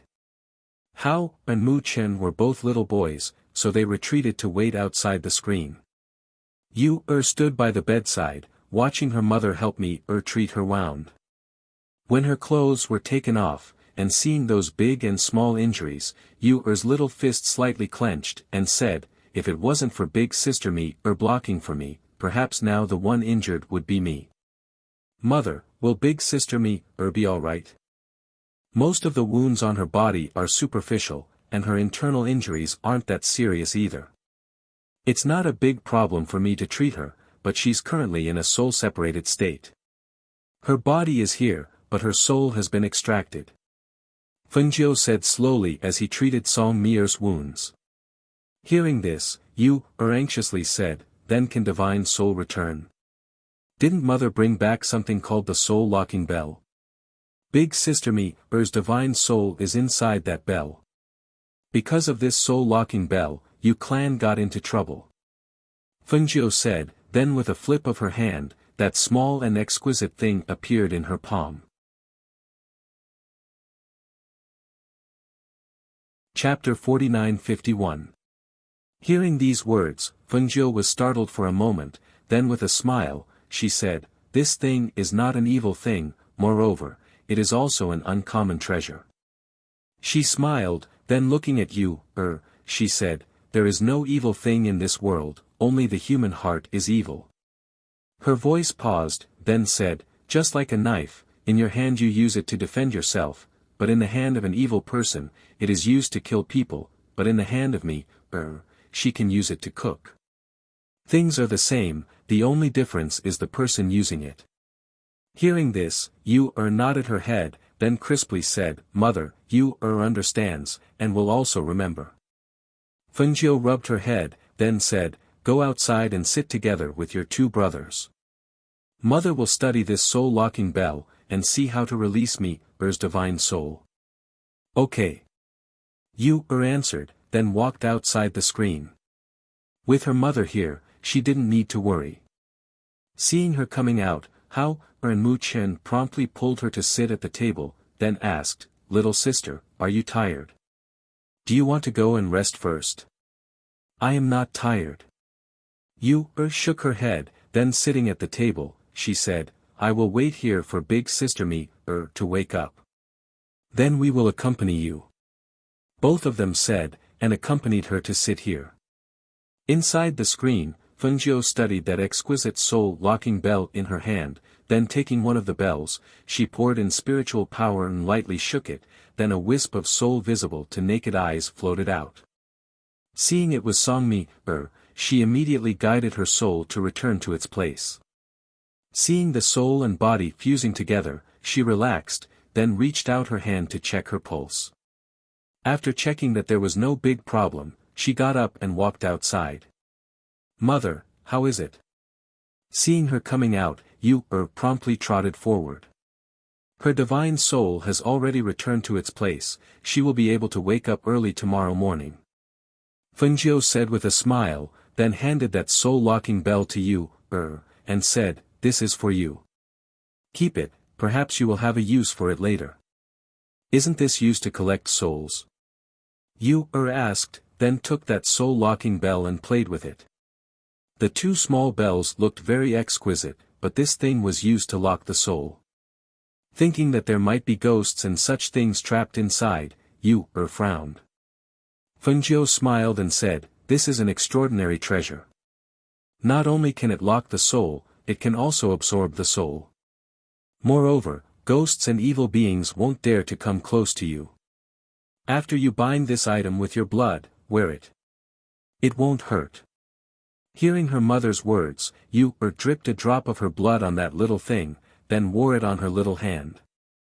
Seeing that little thing became just the right size after being worn on her wrist, she lightly shook it, and the two bells lightly swayed, issuing a clear and melodious sound. Yu couldn't help but smile. "Mother, look, it looks like a small bracelet." Alright, you guys must be tired today. Go wash up and rest. Fengjiu said as he rubbed her head. Originally, he only wanted them to go to Yu clan to say goodbye, but didn't expect that they would be involved in this matter. Fortunately, nothing major happened. Merely, they couldn't stay in this place for long, as they had to leave early tomorrow morning. If no one knew that Yu was the disciple of Emperor Qing, then it would be fine. But if they knew, then seeing them together, it would inevitably attract attention and investigation. Chapter 49-52. The next morning, woke up, but Fengjiu and the rest did not stay here for long, and left around noon. Although the matter of Yu family happened last night, and at that time, there was a barrier protecting them, so they did not alarm the people in the city, but this morning, all the powers and clans in the city received the news that something happened to Yu family. Only, other than the old ancestor of Yu family in Old Gua, no one knew how the matter was settled, and even more didn't know who the person who settled this matter was. Half a month later, Fengjiu's flying ship stopped in a forest outside the city. She looked at the few people beside her, then kept the flying ship. This place is not far from the city, you all can walk there. Fengjiu said, and rubbed the head of Yu beside her. Master, can we also not let my father and the rest know about Master's identity? Songmi asked. She had been recuperating on the flying ship, so her body had recovered very quickly. Because that soul's true body was in this territory, they had come here. Also, because her house was in the city just ahead, she had asked her to send them here. When the time came, she would go to work, and she would wait for her with the 3 children at her house. Now is still not the time. Fengjiu said, looking at the 3 children. Since we are already here, won't Master go in with us? Songmi looked at her and asked. Fengjiu shook her head, and said, just help me take care of the 3 of them, after I finish my business, I will come to Song family to pick you all up. She was preparing to take care of that power, so it was naturally not good to take the 3 children with her, and Er's family was here, so it was best to let the children stay with her at her home for a few days. Mother, you don't need to worry about us, Master has given us experience, we have experience in surviving outside and dealing with danger. Hao said, so that she did not need to worry about them. Hearing this, Fengjiu smiled, and her eyes were full of pampering. Mother knows, you are the older brother, look after them more. Alright, go. Listen to Sister Okay. Mother, you have to be careful too. We'll be waiting for you at Sister Er's place. Fengjiu nodded and looked at Song I'll leave it to you. Master, don't worry. I will take good care of them. Song said with a smile and waved at her. Only then did she lead the 3 children towards the city gates. Hao and Mu Chen, these 2 people protected Yu in the middle. As her elder brothers, each of them held one of her hands as they walked. At the sight of these 3 people, Song followed, and her face was filled with joy and excitement. I didn't expect to return home so soon. The last time I left, I thought it would be a few years before I came back. Her eyes were full of smiles. Looking at the familiar place, her heart also flew with joy. When we get home, I'll get my brother and the others to cook for you, Song said to them. Yu's eyes shone, and looking at her, she said, Sister are the things they cook so delicious? In this period of time, she would cook delicious food for them every day. Those things were beautiful, which made her mouth picky. Chapter 49-53. If we suddenly go like this, won't we be disturbing? Hao asked while looking at her. No. Song waved her hand and said, my family members are all very good, you all don't need to worry about being uncomfortable. While speaking, Song led them into the city, and while introducing them to some places in the city, she said, after going to my house to rest, if you want to come out to play at night, then I will take you out again, or tomorrow is also fine. At that time, I will take you to stroll around the city. There are many fun places in the city. Miss Me-er. Miss Me-er has returned. Long time no see Miss Me-er, where did Miss Me-er go? Seeing Song Me-er, some hawkers in the city greeted her with a smile. Seeing this familiar appearance, Hao-er trio were endlessly astonished. Song Me-er waved her hand to greet them, and at the same time said to the three people beside her, "My family can be said to be unique in the city, so my status is naturally different from other families. In addition, we grew up here, so many people in the city know me." Three people suddenly understood and followed her walking. After walking through a bustling street, they saw her turning into a relatively quiet and secluded alley, while saying, "The city is also divided into rich and powerful families' residence. See, in front of the alley, people living in this area are some of the city's aristocratic families' people. My house is in front, very easy to find." Seeing they were about to reach her house, Song Me-er quickened her pace, and leading them to her house, she said with a smile, "My house is here." Then she stepped forward and knocked on the door. A middle-aged man stepped forward to open the door, and seeing Song Me-er standing outside, his face immediately showed a happy smile. "Miss Me-er has returned. Quickly come in, quickly come in." Finished speaking, while opening the door to let her in, he shouted inside, "Miss Me-er has returned. Quickly report to master, madam as well as young masters." Hao-er trio followed Me-er into Song residence, and once they entered, they smelled a very fragrant smell. Three people couldn't help but look at each other, then looked all around. You-er took a deep breath, then looking at Song Me-er, her eyes shone, and said, "Big sister Me-er, your house is so fragrant. It must be my third brother cooking something again." Me-er smiled and said, "Just in time, we'll have something good to eat the moment we arrive. Let's go, I'll bring you to my third brother's kitchen to see what's there to eat." As she spoke, she led them to the backyard. Almost every master of the Song family had an independent big kitchen in their courtyard. Usually, they would study dishes in the kitchen in their backyard.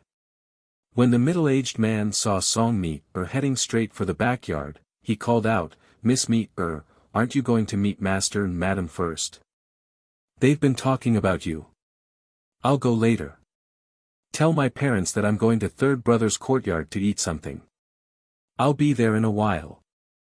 Me-er said without even turning her head.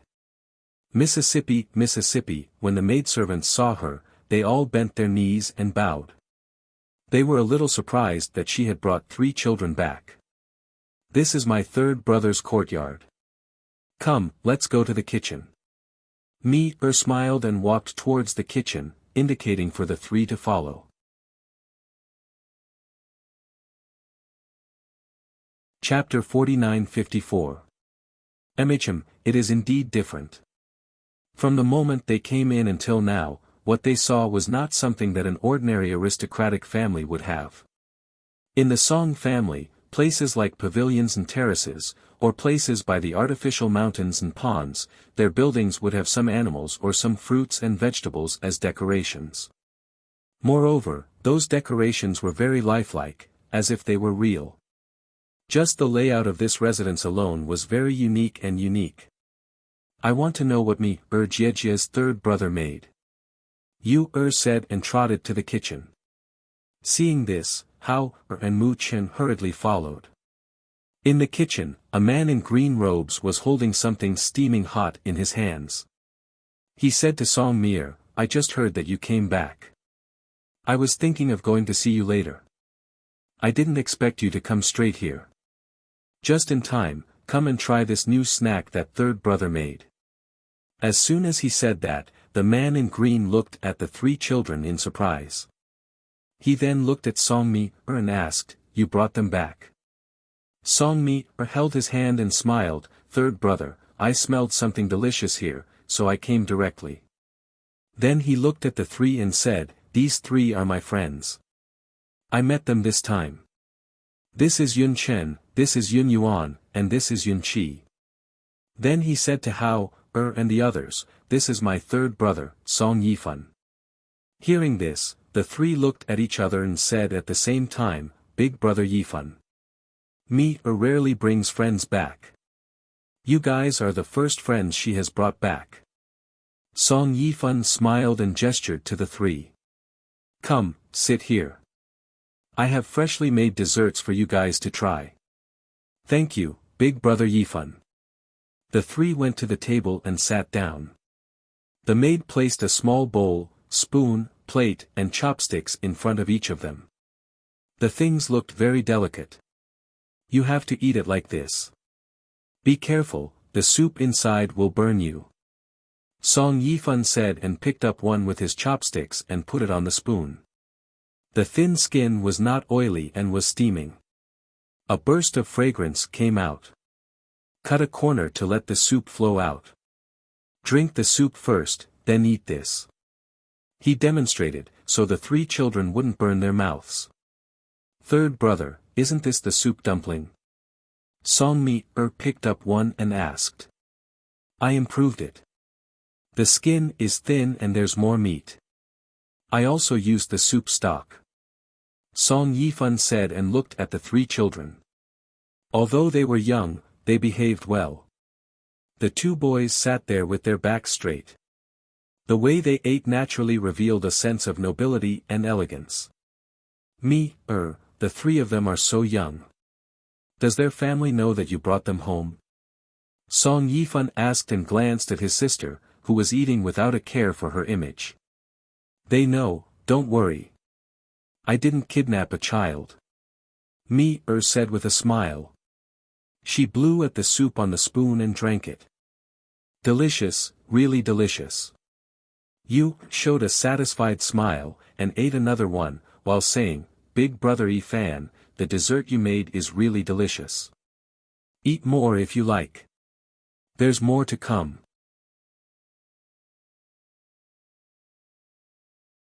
Chapter 49-55. We knew that little sister would come to your place the moment she came back, Song family's second son said with a smile and looked inside. When he saw his sister, he also saw the three children. "I heard that little sister came back with three children. Is it them? So young?" Song family's second son said and walked forward in large strides. "Yiming, don't scare the children," Song family's matriarch said warmly and called out to her second son. "I know, mother. I don't look scary, so how can I scare the children?" Song Yiming laughed. "Father, mother, eldest brother, second brother." Seeing them coming over, immediately put down her chopsticks and wiped her mouth. She stood up and threw herself at her mother. "Mother, missed you so much." She hugged her mother's neck and rubbed against her bosom. All right. You're already an adult and you're still hugging your mother." Song family's patriarch Song Lingbo saw his daughter hugging his wife and his eyelids twitched. He directly grabbed his daughter's collar and pulled her away. He said unhappily, "Stand properly. If you don't behave properly all day, let's see how you can get married in the future." "Father, why are you still so petty? I only hugged mother for a while." "So what? You hugged my mother to sleep every night and my brothers, and I didn't bicker with you," Song Ermi said and stuck out her tongue at him. Song Lingbo shook his head and said to his wife beside him, you see. What is this child saying? Her skin is really itching." "All right. Has been away from home for so long. It's rare for her to come back. Don't keep scolding her. Besides, there are three children here. Don't let others laugh at you."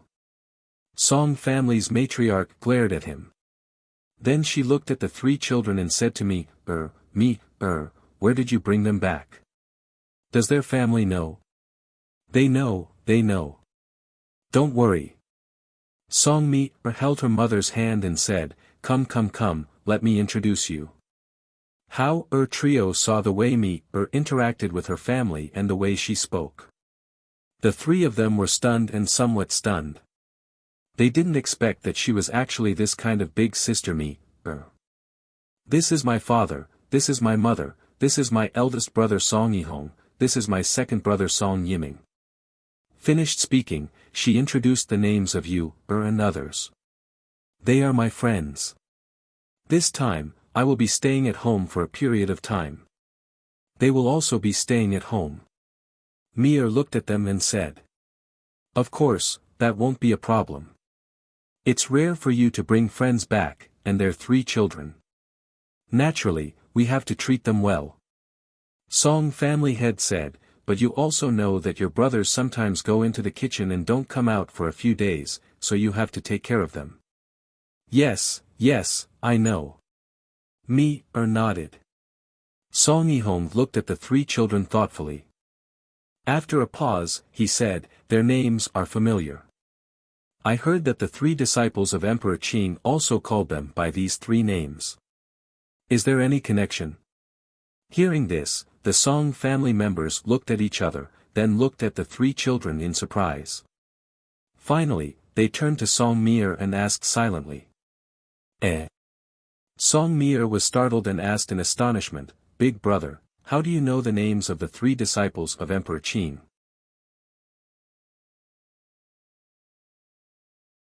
Chapter 49-56. After all, it was Emperor Qin who said it himself. At that time, he also asked around, so he knew most of the 3 disciples of Emperor Qin and their names. Today, the 3 people his sister brought back were very similar to the disciples of Emperor Qin in terms of age and name. That was why he asked this question. Brother Yihong, you are so smart. Our master is Emperor Qin. You said with a smile. Since they were the family of Sister Mi, and they had guessed it, it was fine to admit it. Hearing this, the eyes of the people from the Song clan flashed. They didn't expect that it was really Emperor Qin's disciple. One should know that Emperor Qin was a great emperor. He was a legendary figure. People like them could only listen to his prestige. They didn't have the chance to meet him. They didn't expect to see his 3 disciples today. Seeing this, Mir quickly said, Father, Mother, eldest brother, second brother, third brother, it's good that you know. Don't tell others. I know. But, how do you know them? Song family head asked strangely. I will tell you later. I can't tell you now. Mir said mysteriously. Okay. Take care of them. They rarely come to the city. Tomorrow, let your eldest brother and the others accompany you to the city. Song family head said and said to Hao, and the others, you can treat this as your own home. If you need anything, just ask me, and let her arrange it for you. Thank you, Uncle Song. Hao bowed. Thank you, Uncle Song. Mu Chen and Mu Yu imitated their elder brother and bowed to express their gratitude. Third brother, make some food for the children. When they are full, take them to rest for a while, Patriarch Song said, then looked at Song Mir and said, come with me. Then, he turned around and walked back with his hands behind his back. Seeing this, Song Mir said to the 3, you eat at my third brother's place. I will come and take you to the yard in a moment. Then, she said to Song Yifan, third brother, help me take care of them. Then, she quickly left the yard. Seeing that their parents and little sister had left, the 3 Song brothers couldn't help but smile. Looking at the 3 children, the eldest Song brother said, come, sit here. Third brother, bring 2 more baskets of desserts. It just so happens that I'm hungry. All right, have a seat. He said and walked towards the kitchen. Big brother Yihong, did you all rely on cooking to increase your strength? You, curiously asked. Our family is a family of culinary cultivators. We have our own set of cultivation methods. It's not that cooking can improve one's strength, but the dishes we make can improve one's strength and cultivation. It's just like medicinal pills. It might be easier for you to understand. Song Yihong smiled. You don't have to call us by our names. Just call us Big Brother Song, Second Brother Song, Third Brother Song, and that will do. Okay. The three of them answered. Looking at the two outstanding people, it was hard to imagine that men also liked to go to the kitchen. Song Mi was called over by her father to ask about her experience on this trip. However, she kept her mouth shut and muddled through the questions. She ran to her third brother's courtyard and brought Hao, and the others to rest in the courtyard.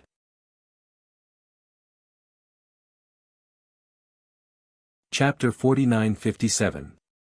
On the other side, after Fengjiu left, she headed in another direction. From the information she obtained from searching their souls, she knew that the force was rooted in Yaoyang City. If she wanted to find the person's real body from the scattered evidence points in Yaoyang City, she would have to investigate further. She sped along at an extremely fast speed. However, Yaoyang City was not close to this place, and she stopped to rest along the way, so she did not enter Yaoyang City's territory yet. While flying, she saw that the weather suddenly changed and the wind in the sky became stronger. After thinking for a moment, she decided to find a place to rest. After walking for a while, she didn't see any residential houses. She only saw a rundown temple at the foot of a mountain. However, when she saw the rundown temple, she frowned slightly and her footsteps came to a halt. The ruined temple was located in a remote area. It was currently noon, but there was still a gloomy aura around it. It was obvious that it was an extremely dangerous place. She only paused for a moment before walking toward the ruined temple. With her current cultivation and strength, a place like this and the baleful Yin Qi would naturally not be able to harm her. Furthermore, this place was still within her territory. It would have been fine if she had not encountered such a place of baleful Yin Qi, but since she had encountered it, she would naturally take the opportunity to clean it up. She arrived at the entrance of the dilapidated temple and walked in. Her gaze swept over the place and she saw that there were already a few cultivators sitting cross-legged in the temple. When they saw her enter, they glanced at her before looking away. She withdrew her gaze and walked to a corner to sit against the wall. She took out some water from her space and drank it. She had changed her appearance and restrained her aura. She was dressed in simple green clothes, so even though she was a woman, she did not attract any attention. The gloomy aura in the ruined temple was not obvious, but it was not completely undetectable. Especially for cultivators, even if they could not see it, they could more or less sense it. Now, those cultivators were also resting in such a place. She wondered if they were too confident in their strength and cultivation. Or did they not notice the hidden danger in the ruined temple at all? After drinking 2 mouthfuls of water to moisten his throat, he listened to the wind gradually become stronger. The wind blew in the dilapidated temple and the sky darkened. It seemed that a heavy rain was inevitable. Although cultivators could use spiritual energy to protect their bodies, if it wasn't an extremely urgent matter, it was fine to stop and rest to avoid the rain. Moreover, this was a place filled with Yin energy. Seeing that the storm was coming fiercely, she decided to take the opportunity to close her eyes and rest for a while. At that moment, she put away the water and closed her eyes to rest. The corner she was in was sheltered from the wind outside, and with the spiritual aura protecting her body, she didn't feel cold even though the wind was strong. After a while, he could faintly hear the sound of rain falling, gradually becoming louder and louder. The wind and rain were accompanied by the sound of muffled thunder. Perhaps it was because of the change in the weather and the howling of the wind and rain, but the atmosphere in the ruined temple gradually cooled down. Why is it getting colder and colder? This wind is giving me goosebumps. A cultivator in his 20s said as he rubbed his arms. Another person said, "There's a door over there. It'll probably be better if we use the door to block the wind."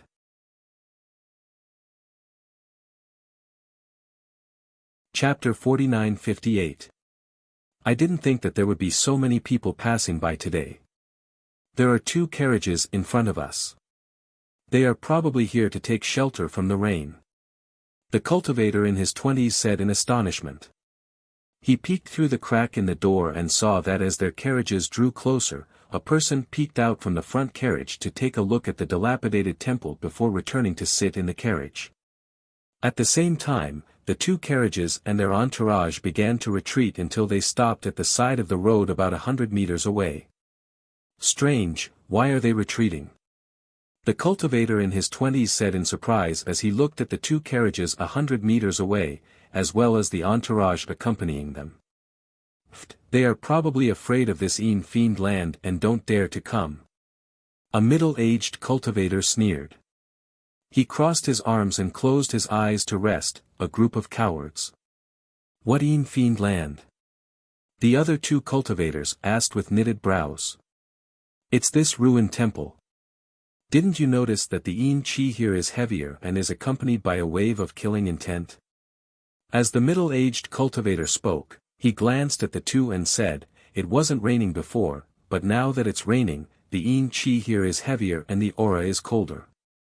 When the two heard this, their expressions changed and they immediately stood up. We didn't notice it, but since this is a place like this, we naturally can't stay here for too long lest we bring trouble to ourselves. With that, the two walked towards the entrance of the ruined temple. They looked at the middle-aged cultivator who was still sitting, the young cultivator who was standing by the door with a confused expression, and the azure-clothed woman who was sleeping in the corner. After hesitating for a moment, the middle-aged cultivator kindly reminded them, I heard my master say that fiend chi is not normal. If your cultivation isn't high enough, you will be easily entangled by the fiend. You should quickly leave. Especially that young lady over there. She is a woman and will easily be entangled by the fiend. Hearing this, Fengjiu opened her eyes and looked at the two. She nodded and said, you two can leave. She remained sitting there without moving. Even a man isn't as brave as a woman. The middle-aged cultivator glanced at the two with disdain in his eyes. The two cultivators did not argue with him. Instead, they cupped their hands towards Fengjiu and bowed, saying, farewell, Mississippi. Take care. After saying that, they walked out. Once outside, the two of them used their spiritual power to protect their bodies. When the rain fell, it was blocked by the layer of spiritual power on their bodies, so they didn't get wet at all. Although using spirit force to protect their bodies consumed too much spirit force, the two of them had no other choice. They just wanted to get as far away from this place as possible, so they used spirit force to protect their bodies while flying through the wind and rain. There were two carriages by the side of the mountain road. Apart from the people in the two carriages who could shelter themselves from the rain, there were 7 or 8 people who were accompanying the carriages. At the side of the road, a small tent was set up to shelter them from the rain. The wind and rain were heavy, and the muddy road was difficult to travel on. In order to prevent the carriage from flipping over in the wind and rain and the horses from running away, they could only stop here and wait for the rain to lessen before continuing.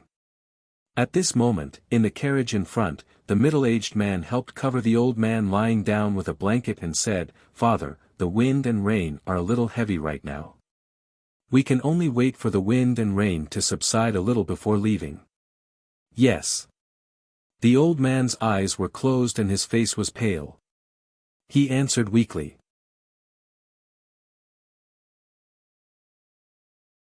Chapter 49-59. The baleful chi in that place is too strong. The middle-aged man frowned and said. But aren't there people hiding from the rain there? If they aren't afraid, then we don't have to be. The man in his 30s said. When he heard that it was a place filled with baleful chi, he didn't think much of it. Listen to your big brother. The old man didn't open his eyes and said weakly. He believed in his eldest son's decision. If it wasn't for the fact that they couldn't enter that place, they wouldn't have to stop by the roadside. Hearing his father's words, the man in his 30s didn't say anything else. You stay here and take care of father. I'll go to the back and inform them. Then I'll go to the ruined temple to see who's inside and warn them. the middle-aged man said and prepared to get off the carriage. When the man in his 30s heard this, he couldn't help but smile. At the same time, he pulled him back and said, "Big brother, why do you care so much about those people? Maybe they aren't afraid of the baleful Yin Chi. Besides, that has nothing to do with us. We're not related to them in any way. Why do you care so much? Instead of worrying about them, why don't you think of a way? Look, the wind and rain is so strong that our carriage is shaking. Don't tell me it's going to be overturned by the wind." The middle-aged man looked at him and said, "When you're outside, there's no harm in forming good karma. Reminding them is nothing to us, but to them, it might save their lives." As soon as he finished speaking, he felt the wind and rain outside. The wind was blowing and the carriage was shaking gently. He said, "I'll get off the carriage and see if there's a place to hide from the wind and rain. This storm is fierce and a little strange. I don't know when it will stop. Go. Be careful." The old man opened his eyes and looked at him and said, "I'll be right back." As he spoke, he got off the carriage. He first went to the back of the carriage to inform them before heading towards the ruined temple. However, he didn't get too close. Instead, he shouted from outside with his spiritual aura. "Friends in the ruined temple, the baleful Yin Chi in this ruined temple is a little heavy. It's not a good place to hide from the wind and rain. You should leave and find another place." He just shouted and didn't wait for the people inside to respond. He followed the road ahead and prepared to check out the situation. His strength was not bad, and with spirit force protecting his body, he wasn't afraid of the wind and rain. However, when he heard the muffled thunder, he couldn't help but look back and hesitate. He felt that there was something wrong with this storm. After walking for a long distance, he still didn't find any residences, so he could only return to the carriage to take shelter from the wind and rain. Seeing that the sky was still darkening, and the wind and rain didn't lessen, he thought for a moment and ordered the people accompanying him to drive the carriage into the small forest. Thus, the group of people went into the small forest to avoid the wind and rain. They were also further away from the ruined temple.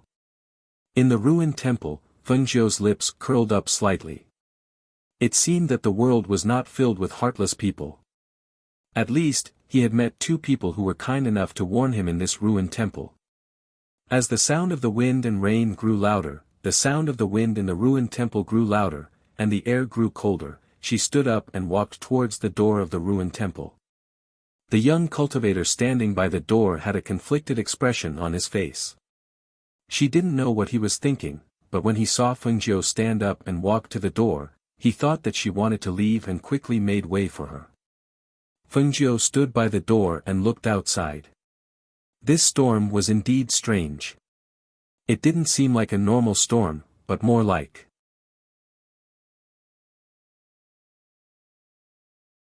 Chapter 49-60. She immediately turned around and saw the middle-aged man twitching on the ground. Around him, a wave of baleful Yin Chi circled around. "Martial uncle!" The young cultivator cried out in alarm, but he didn't dare to step forward.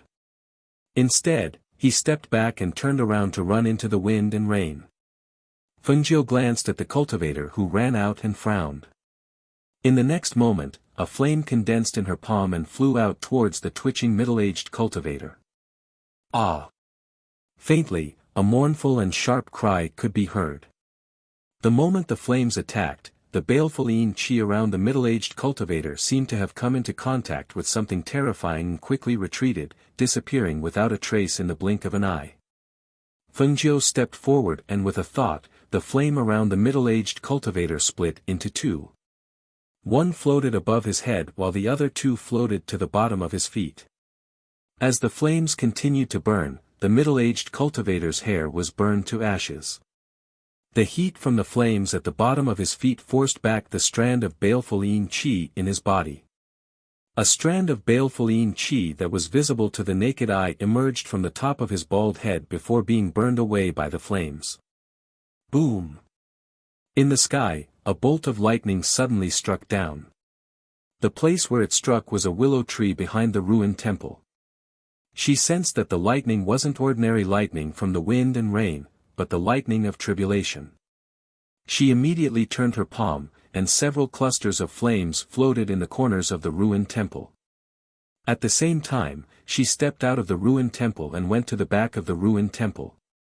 The middle-aged cultivator on the ground woke up not long after Fengjiu walked out. He seemed to be in a state of shock and quickly looked around. When he saw that he was alone, his face paled. Thinking of the feeling of losing control from before, he no longer cared about the wind and rain outside and quickly ran outside. However, when he ran to the entrance of the ruined temple, he was bounced back. It was as if there was something invisible blocking him, preventing him from leaving. "Help! Help! Let me out! Let me out!" he shouted, trying to use his own strength to break through the enchantment formed by the baleful Yin energy. However, the wind and rain outside were heavy, and the muffled thunder was even louder. The baleful Yin energy inside seemed to have been awakened, howling and roaring in this ruined temple. However, it seemed to be trapped by something, unable to break free. Behind the ruined temple, Fengjiu stood in the wind and rain. Due to the protection of his spiritual aura, the rain automatically avoided him. Her gaze fell on the willow tree that had been struck by lightning. She looked at the dense baleful Yin qi that was spreading out from the center of the willow tree. Originally, he felt that there was something wrong with the wind and rain. Now, it seemed that the source of the baleful Yin qi in the dilapidated temple was under the willow tree. Moreover, the baleful Yin qi wanted to use the willow tree to take shape. One had to know that the willow tree itself had the ability to ward off evil spirits. However, at this moment, the baleful Yin energy was coiling around the willow tree. It could be seen that the baleful Yin energy was not simple. In the small forest, the middle-aged man who had been slightly startled by the sound of thunder was originally resting in the carriage. At this moment, he stuck his head out and looked towards the ruined temple. He sighed in his heart. That strange movement could even be felt here. It was likely that the people in the ruined temple would not be able to survive.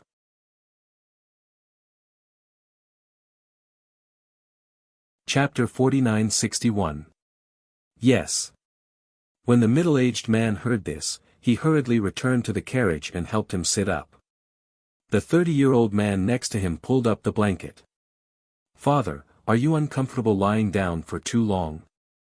It's good that you have a seat. I've just made some tea. Have some hot tea," the 30-year-old man said as he prepared to make a cup of tea for him. The old man waved his hand and lifted the curtain to look in the direction of the ruined temple. He frowned and said weakly, "This storm and the sound of thunder is probably the tribulation of lightning caused by the baleful Yin qi in the ruined temple. If the baleful Yin qi is allowed to take shape, I'm afraid there will be no end to it." Hearing this, the middle-aged man was silent for a while before saying, "Father, the baleful Yin qi is unstoppable. I'm afraid that we can't stop it." "No, it seems like someone has made a move," the old man said and looked at him. "Go take a look and help that person." "Father, how can you let Big Brother go? What if something happens to Big Brother? Besides, we've already retreated here. Whether the baleful Yin qi is baleful Yin qi or not, it has nothing to do with us. Why should we care?" the 30-year-old man said with a face of disapproval. "I'll go take a look. If I can help, I'll help," the middle-aged man said and said to the other man, "Take good care of father." Seeing this, the 30-year-old man frowned. Seeing that he couldn't stop him, he didn't say anything else and only said, "Big brother, just go take a look. If you can't help, then don't help. You'll get into trouble." He paused for a moment and said, "Also, be careful. If you see any signs of trouble, then quickly retreat." Hearing this, a smile appeared on the middle-aged man's dignified face and said, "Got it." Saying this, he nodded to his father and got off the carriage. He left the small forest and headed in the direction of the ruined temple. At this moment, Fengjiu was using flames to set up a formation to purify the baleful yin qi. The visible baleful yin qi was attached to the willow tree. The willow branches danced wildly at this moment, as if a ferocious beast was baring its fangs and brandishing its claws. Who are you? Why are you stopping me from taking shape? Why? A sharp and cold voice filled with hatred and unwillingness rang out. The baleful yin qi tried to break free from the restraints of the formation formed by the flames, but it was ineffective. Bang bang bang. The roots of the willow tree, which were deeply rooted in the ground, were filled with yin qi. They abruptly emerged from the ground, and the soil and rainwater poured out from the ground. Carrying the yin qi, they attacked Fengjiu. Fengjiu's expression was indifferent. She just glanced at the ground and didn't even move her feet. She just lifted one foot. When the willow tree roots suddenly burrowed out from the ground, she seemed to gently step back. Bang! Ah! That foot seemed to be light, but it seemed to contain an extremely powerful and terrifying force. In particular, the bottom of her foot caused a ball of flames to ripple outwards like water. The willow tree roots were caught off guard and the baleful yin qi, which had already been mostly burned away, was burned away. The baleful yin qi that permeated the surroundings, as well as the baleful yin qi in the ruined temple, all condensed into a ball at the willow tree and let out shrill screams.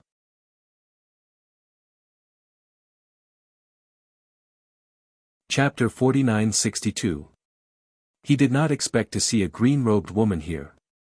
She looked to be in her 20s, but he did not expect her cultivation to be so powerful. He had a decent cultivation base and could see that there was baleful yin qi in this place. Naturally, he also knew how difficult it was to get rid of the baleful yin qi. He thought that the person who did this would be an elderly senior, but he did not expect it to be a woman.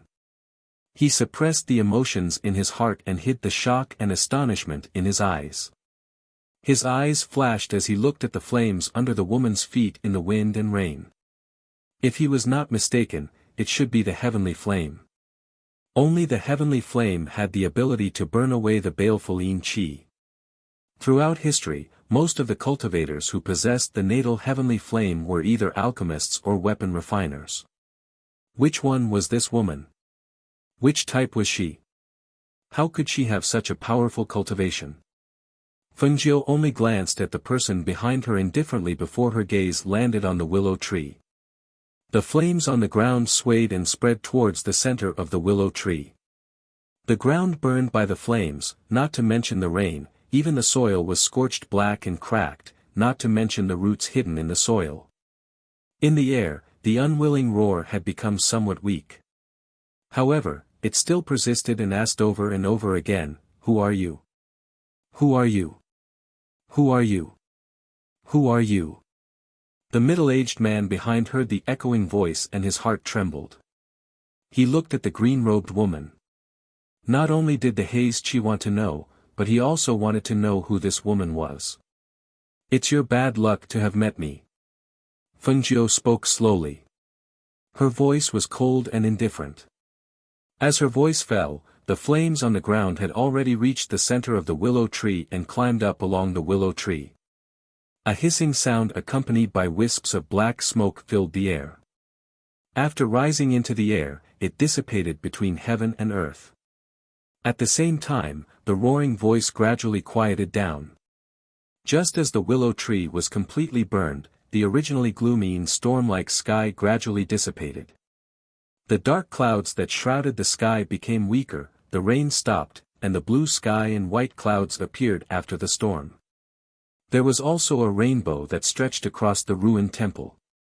At this moment, a flame carrying a small rectangular box flew over and stopped in front of her. Fengjiu raised his eyebrows and took a look. He saw that the so-called small rectangular box was actually a small coffin made of ebony wood. "I see." It turned out that the dark yin qi was being nurtured by the black divine wood. No wonder it dared to transform into a willow tree. If she had not happened to pass by here today and encountered this matter, it was likely that no one would have been able to stop the dark yin chi from taking shape. With a twist of her hand, the small coffin fell into the flame. Not long after, the fragrance of the black formation divine would fill the air. In the end, not even ashes were left behind as they disappeared into the flame. She turned around and glanced at the dilapidated temple. Originally, he had planned to burn down the temple with fire after taking shelter from the rain and burn away the yin energy. Now that the yin energy had been removed, it did not matter whether the temple was burned down or not.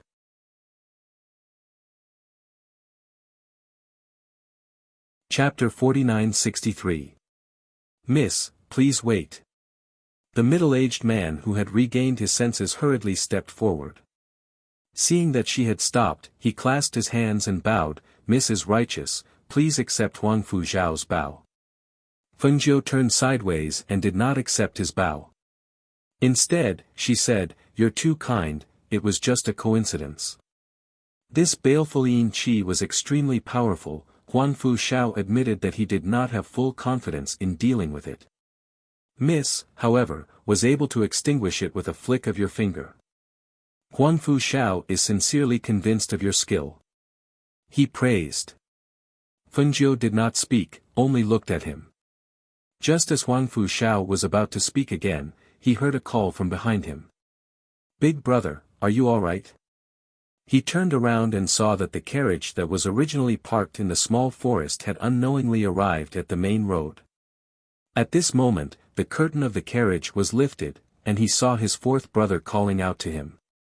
Inside the carriage, he could faintly see that his father was also looking in his direction. "Goodbye," Feng Jiu said, then took a deep breath and left on her sword. Hearing the sound of farewell, Huang Fu Zhao turned around and saw that her figure had already disappeared into the clouds. After a while, he could not see her figure anymore. Then, he quickly walked towards the carriage. "Father." He boarded the carriage, looked at his father and said, "I did not expect that the one who extinguished the baleful yin qi was a girl. Unfortunately, I was just about to ask her about her master, but I did not expect to miss it." He sighed and said, "That girl might be an alchemist." He felt that it was a pity that he missed such a good opportunity to ask. An alchemist who could control the heavenly fire would probably be of a very low level. Furthermore, her cultivation level was unfathomable. All in all, at this moment, there was only the word pity in his heart. If fate wills it, we will meet again. If not, even if we let you know about her master, it has nothing to do with us." The old man said in a weak voice. He covered his mouth with one hand and coughed. "Now that the wind and rain have stopped, brother, can we go?" The man in his 30s said. "Let's go." As he said, he signaled the carriage driver to continue driving. At this moment, a middle-aged cultivator ran out of the ruined temple, mumbling something under his breath. His face was covered in dust and there was not a single hair on his head. He looked somewhat comical. "Martial uncle. You're still alive." A young man who came out of nowhere shouted and ran towards the middle-aged man. The middle-aged cultivator suddenly revealed a silly smile. He pushed the young man aside and walked forward while muttering to himself. The young man seemed to be stunned for a moment before he hurriedly followed. As for what he was saying, no one cared. Several days later, in a restaurant, Feng Jiu was sitting on the first floor, pouring wine and listening to the people in the restaurant discussing in low voices. "Do you know what happened last night?" "I've heard about it. Didn't they say that a few of the branches of a certain force were destroyed? Now, the people of that force are investigating. Even the big families and forces in the city are alarmed, but no one knows who did it. To be able to destroy those nests in one night, it must have been a whole team, and it must have been premeditated." Feng Jiu took a sip of wine and called the waiter to settle the bill. Then, he got up and walked out.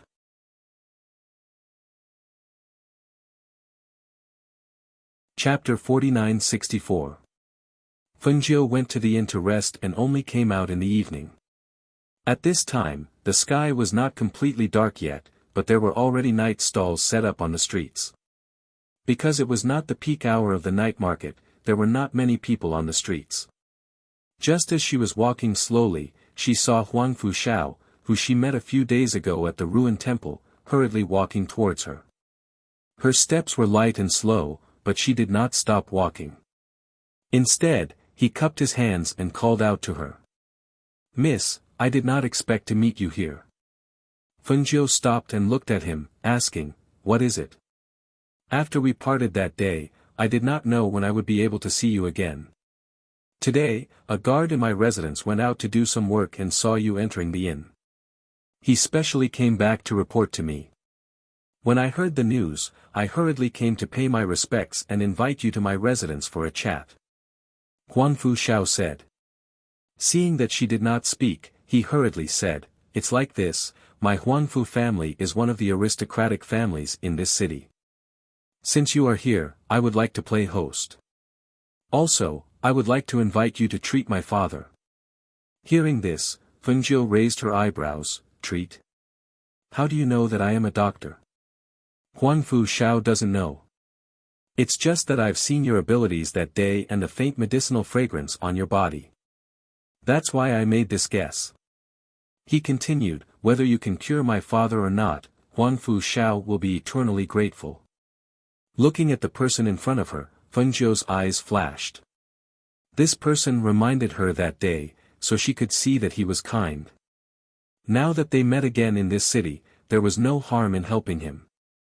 However, what she was about to do, after thinking for a while, the corners of his lips curled up as he said, "Lead the way." Hearing this, Huangfu Xiao was slightly startled. He did not expect that she would actually agree to his bold request. Delighted, he immediately gestured for her to follow him. "Please follow me." As he spoke, he personally led the way for her. Although there were not many people on the street, it was strange to see this scene. Someone curiously muttered, "Isn't that the head of the Huangfu family? Why is he so respectful to that girl? That girl is dressed in green and has an ordinary appearance. She doesn't look like someone who is related to a big family like the Huangfu family." The people on the street were discussing in low voices. On the other side, Huangfu Xiao personally invited Fengjiu into his residence. Even though it was already late at night, he did not bring her directly to his father's courtyard. Instead, he invited her to sit in the hall. "I still haven't asked for your name," he asked. His gaze landed on the elegant woman in green. His Huangfu clan was a 100-year-old clan with a very high status. Even cultivators from other clans would look at the mansion carefully. However, this woman's expression was indifferent. She was neither arrogant nor servile, as if nothing could enter her eyes. She appeared very normal. He guessed that she might be a descendant of a century-old aristocratic family. Otherwise, she wouldn't be so calm.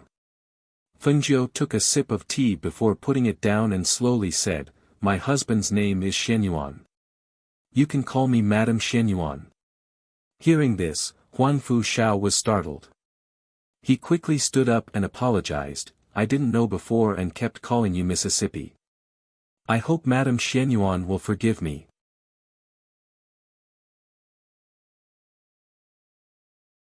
Chapter 4965.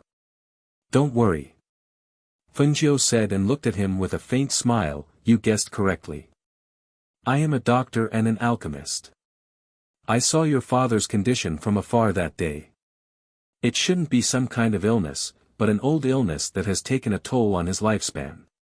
Hearing this, Huangfu Xiao looked at her in shock, not knowing what to say.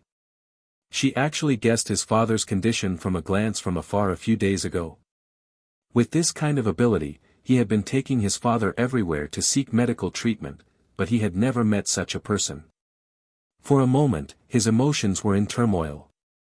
He stared at her, and other than shock, there were also guesses and doubts in his eyes. A person with this kind of ability could not be an unknown person. She did not use her own name, but used her husband's surname. Just who was this Madame Shenyuan? Seeing his shocked expression, Fengjiu smiled, I can cure your father's old illness and prolong his life. However, I need you to do something for me. Huangfu Shao suppressed his shock and did not immediately agree. Instead, he frowned and asked with a serious expression, may I ask what Madame Xianyuan needs me to do? Fengjiu held his teacup and gently scraped the tea inside with the lid. He said slowly, release the news that you have a 1,000-year-old dark soul ginseng. 1,000-year-old dark soul ginseng? Is that the legendary 1,000-year-old dark soul ginseng that can revive the dead and cultivate the soul? He asked in surprise. That's right, Fengjiu nodded and looked at him with praise. He did not think that he would know about this kind of treasure. Huangfu Shao frowned and asked, what is Madame Xuanyuan's intention? Not to mention that we don't have such a treasure in our residence, just this news alone is enough to bring disaster to our Huangfu clan. That kind of heavenly treasure was not only able to revive the dead.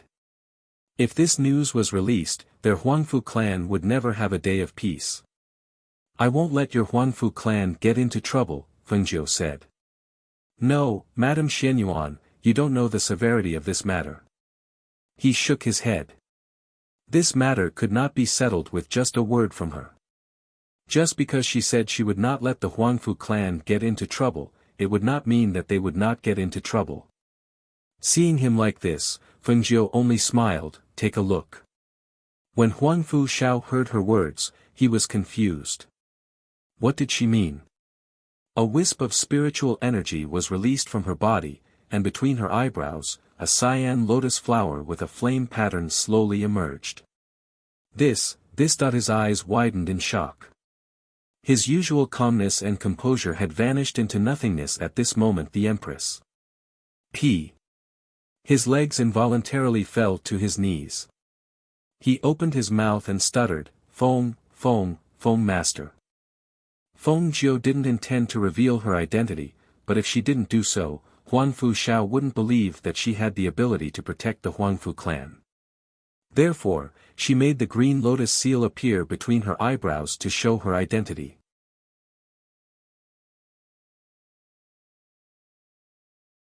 Chapter 4966. I do. He hurriedly said, sweat appearing on his forehead due to his nervousness. Get up and speak. She gestured. However, after he got up, he did not dare to sit in the seat of honor, but instead sat opposite her. As soon as he spoke, Fengjiu raised her hand and said, don't reveal my identity for now. Just call me Madame Xianyuan. Yes. He wiped his sweat and hurriedly replied. He then asked, Madame Xianyuan, what do you need me to do? Is it enough to just release the news? If he had been hesitant and worried before, then after knowing her identity, those worries no longer existed. Sitting there now, he still felt that it was somewhat inconceivable. That high and mighty existence, which was unreachable to them, had actually come to their Huangfu family and sat in front of him like this.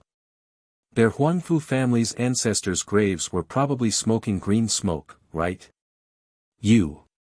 Fengjiu slowly said, and explained the matter in detail to him. After hearing her words, he nodded and immediately said, yes, I'll immediately arrange it. As he spoke, he said, Madame Xianyuan, it's already late. Why don't I bring you to the courtyard to rest first? Just call anyone to bring me there. Go and do what I told you to do.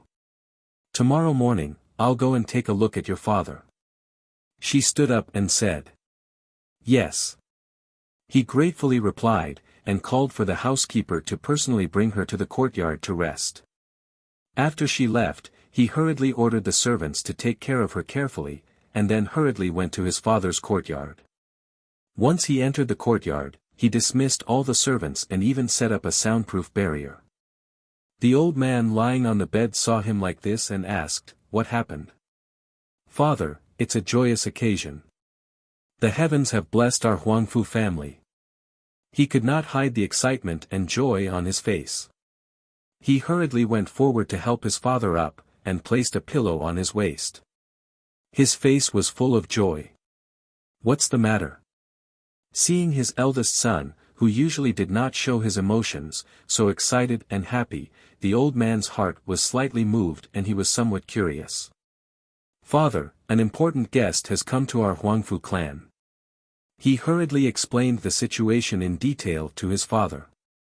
After hearing his words, the old man's face lit up with joy. His eyes were filled with a light and vigor that had never been there before. He held his hand and said excitedly, "Is that so? Was it really him? Are you sure? Are you sure? I can't be wrong. She is the Empress of this world, the Phoenix Master.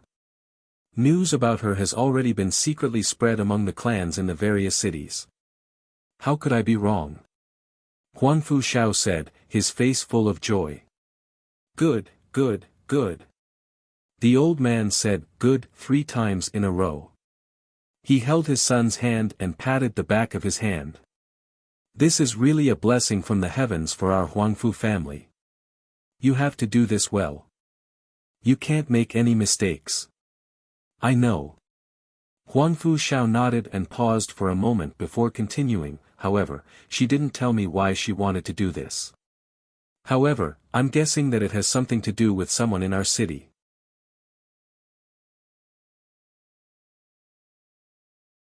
Chapter 49-67. Remember to take good care of her. Don't be rude. The old man reminded him worriedly. "Father, don't worry. I know. I've already told the servants to take good care of her," Huangfu Xiao said. The old man paused and thought of something, then said, "Let Yunxue take care of her. If she takes good care of her, it might be an opportunity for her." Hearing this, Huangfu Xiao was slightly surprised.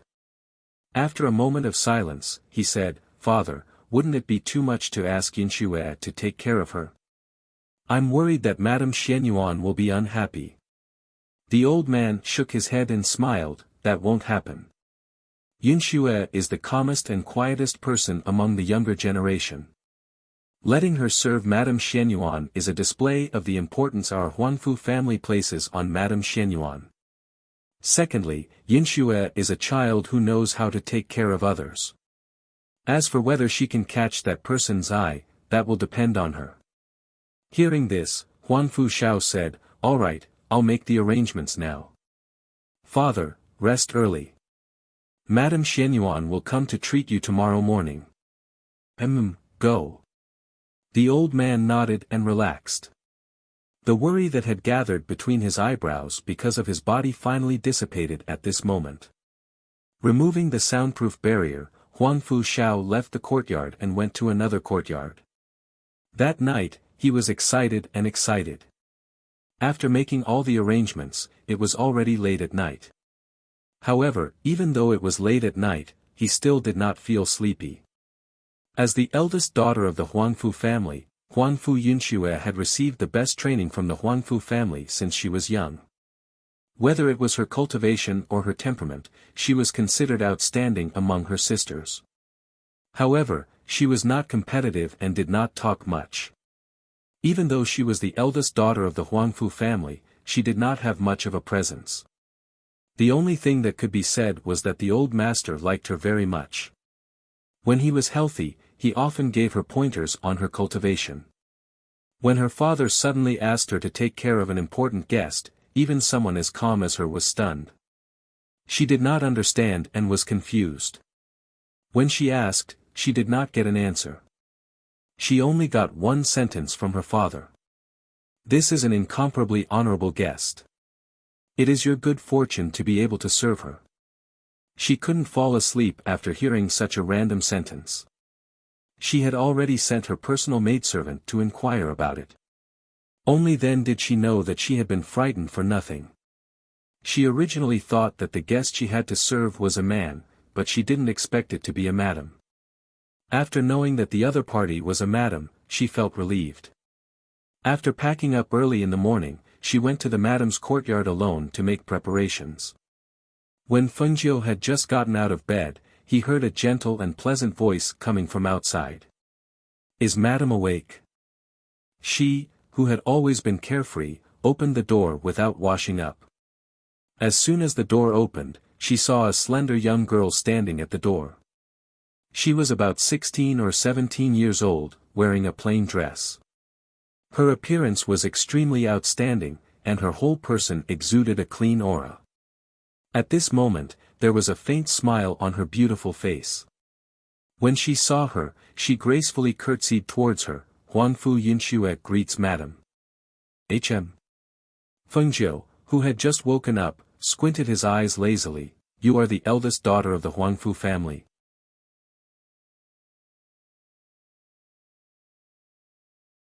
Chapter 4968. Wait outside. Feng Jiu didn't say much, but after closing the door, she washed up and changed her clothes inside. After a while, she walked out and saw that breakfast was already served in the courtyard. Madam, I asked the kitchen to cook some porridge and stir-fry some side dishes. Have a taste and see if they are to your liking. Huangfu Yinxue spoke softly and walked to the table.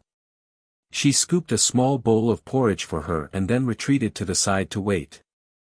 Feng Jiu saw that she was well-mannered, skillful and natural, so she walked forward and sat down. Looking at the porridge and several delicious side dishes in front of her, her eyes flashed slightly. She didn't say anything, but took a spoonful of porridge with a spoon and ate some side dishes. She ate slowly and didn't need to say anything. When the porridge in her bowl was finished, Huangfu Yinxue, who was waiting at the side, came forward to add more porridge for her. After she put down her chopsticks and saw that she was full, Huangfu Yinxue quietly ordered the servant girl behind her to clean up the table. Miss Huangfu, isn't it too unfair for you to come and serve me? After Fengjiu finished eating, he stood up and walked a few steps in the courtyard. He looked at Huangfu Yinxue. Huangfu Yinxue was slightly startled. She looked at her and then lowered her eyes and said softly, Father said that Madam is an important guest of the Huangfu family and cannot be neglected. Therefore, he asked Yinxue to come and take care of you. For Father to give such instructions, it shows that Madam is of noble status. Therefore, Yinxue doesn't feel wronged. Fengjiu smiled and didn't say anything. Instead, he looked at Huangfu Shao who had arrived at the entrance of the courtyard. Madam Xianyuan. Huangfu Shao bowed to her and looked at his daughter from the corner of his eyes. Lead the way. Fengjiu said and walked forward. Okay, Madam Xianyuan, this way please. He hurriedly said and made a gesture to invite Fengjiu to another courtyard. Huangfu Yinxue paused for a moment, then followed them. She was 3 steps behind them at a leisurely pace. The servants in the Huangfu family's old master's courtyard had already been dismissed. Huangfu Shao led Fengjiu into the courtyard. He paused and turned to Huangfu Yinxue, you can wait outside the courtyard. Without my permission, no one else is allowed to enter. Upon hearing this, Huangfu Yinxue was slightly surprised, but she did not ask any further. Instead, she gently nodded and replied, yes, Father. After entering the inner room, Huangfu Shao led them to the bed in the inner room. Only then did Huangfu Shao say to Fengjiu, Madam Xianyuan, this is my father. Due to his health, he has been bedridden and unable to rise to greet you. Please do not take offense. It's all right. Fengjiu said and walked forward to look at the old man on the bed. He opened his eyes and looked at her. It was the old man she had seen at the ruined temple that day. This old man greets Madam Xianyuan. His voice was weak and feeble, but his aged face was filled with excitement when he saw Fengjiu. Give me your hand. Fengjiu said and sat down on a chair beside the bed. Thank you. He extended his hand. Huangfu Shao also stepped forward to help. Fengjiu quietly felt the old man's pulse. After a while, he withdrew his hand and took out a silver needle from his space. He said to Huangfu Shao, I will perform acupuncture on him. Wait outside the room and don't let anyone disturb me. You're tuning into the Han Li's Wuxia Adventures YouTube channel. We're so grateful for your support and don't forget to subscribe to join us on this incredible journey through captivating stories. Your generosity through donations truly makes a world of difference, as it's the primary source of revenue that allows me to expand and enhance this channel for you. Thank you from the bottom of my heart for being a part of this adventure.